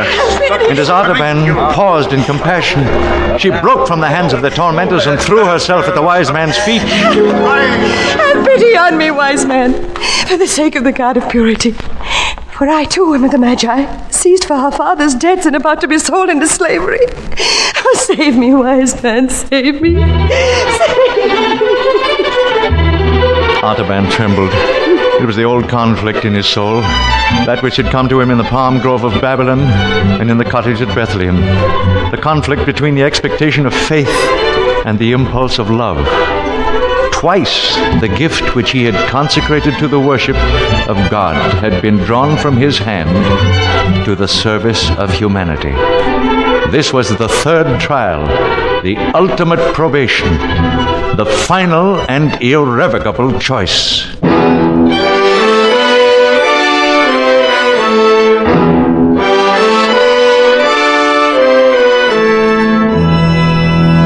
Artaban slowly removed the pearl from his bosom. Never had it been so luminous, so radiant, so full of tender, living luster. And he laid it in the hand of the slave girl. Here, this is thy ransom, my daughter. The last of my treasures which I kept for the king.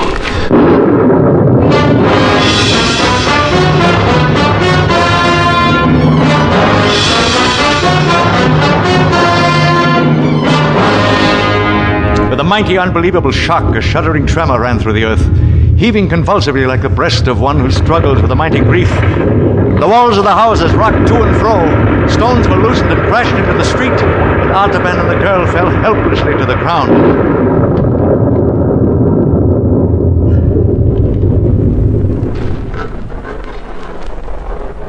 Magi. Speak to me, Magi. Speak. The old man lay there, unanswering, his gray beard resting on the young girl's shoulder. Blood trickling from a wound in his temple where a falling tile had struck him. Now there was nothing more to live for. He had given away the last remnant of his tribute for the king. He had parted with the last hope of finding him. The long, weary quest was over, and it had failed.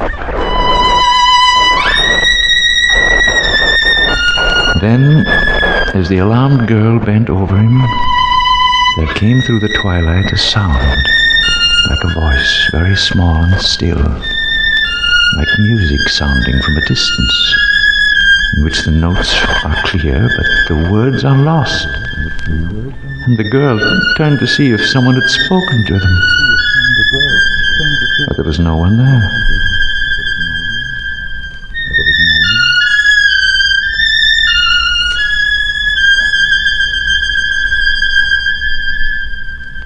And then the sound was gone.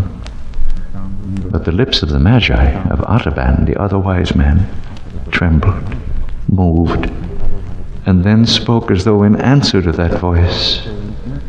Not so, my lord. For when saw I thee hungered and fed thee, or thirsty and gave thee drink? When saw I thee a stranger and took thee in, or naked and clothed thee? When saw I thee sick or in prison and came unto thee? 33 years have I looked for thee, but I have never seen thy face, nor ministered to thee, my king.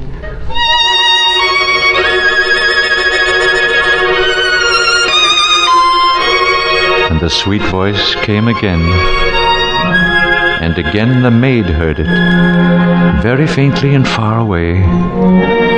But now it seemed as though she understood the words and repeated them to Artaban.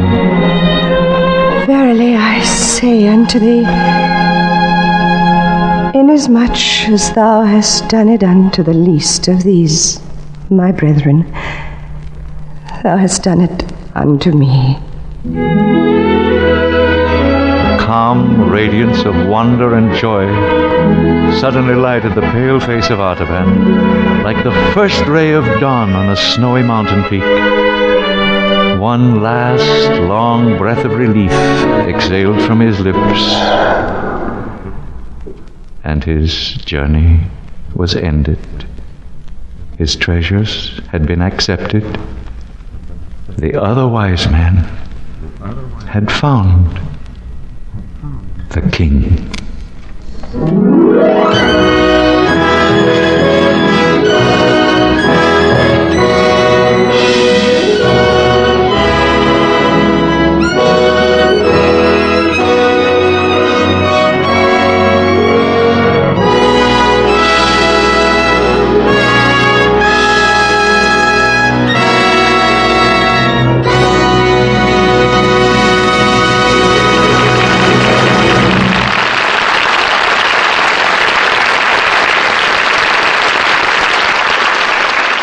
This is Otto Kruger again. Well, this week, with Christmas coming closer and all of us busy with preparations for that most joyous day of the year, we of Family Theater have a suggestion for you.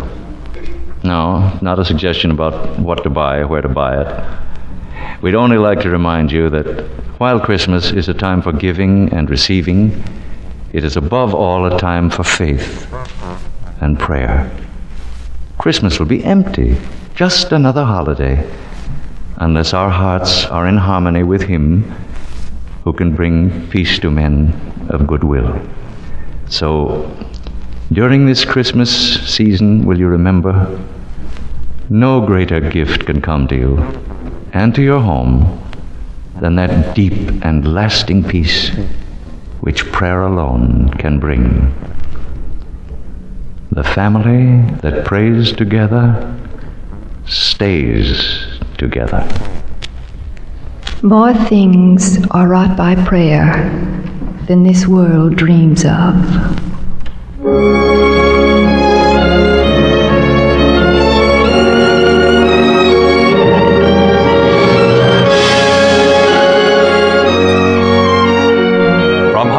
Family Theater has brought you Jeff Chandler in The Other Wise Man, with Otto Kruger as your host and narrator. This adaptation of Henry Van Dyke's great classic was written by Sidney Marshall, by special arrangement with the copyright owners, Harper & Brothers and Tertius Van Dyke. Music was composed and conducted by Harry Zimmerman, and the production was directed for Family Theater by Jaime Del Valle. Others in our cast were Norman Field, John Daner, Robert Griffin, Harold Deerenforth, Gloria Hunter, Mary Lansing, and Virginia Island. This series of Family Theater broadcasts is made possible by the thousands of you who felt the need for this type of program, by the Mutual Network, which has responded to this need, and by the hundreds of stars of stage, screen, and radio who have so unselfishly given of their time and talent to appear on our Family Theater stage. To them and to you, our humble thanks. This is Gene Baker inviting you to join us next week at this time when your Family Theater will present Miss Loretta Young in Charles Tazwell's beautiful story of The Littlest Angel. Join us, won't you?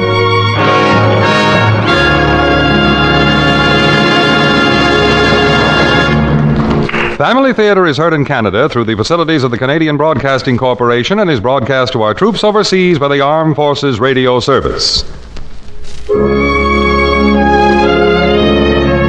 This is the world's largest network, the Mutual Broadcasting System.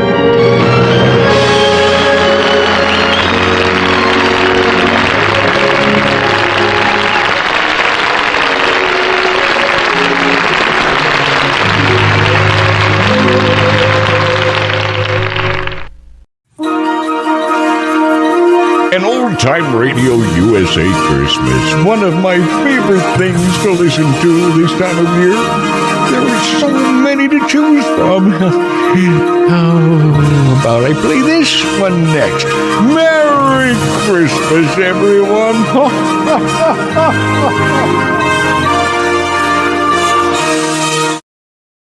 More of your favorite Christmas episodes can be heard streaming live from Old Time Radio USA. Visit www.wotrradionetwork.com to listen there and other additional platforms. Check out the WOTR Radio Network mobile app for on-the-go listening, available for Android and iOS devices.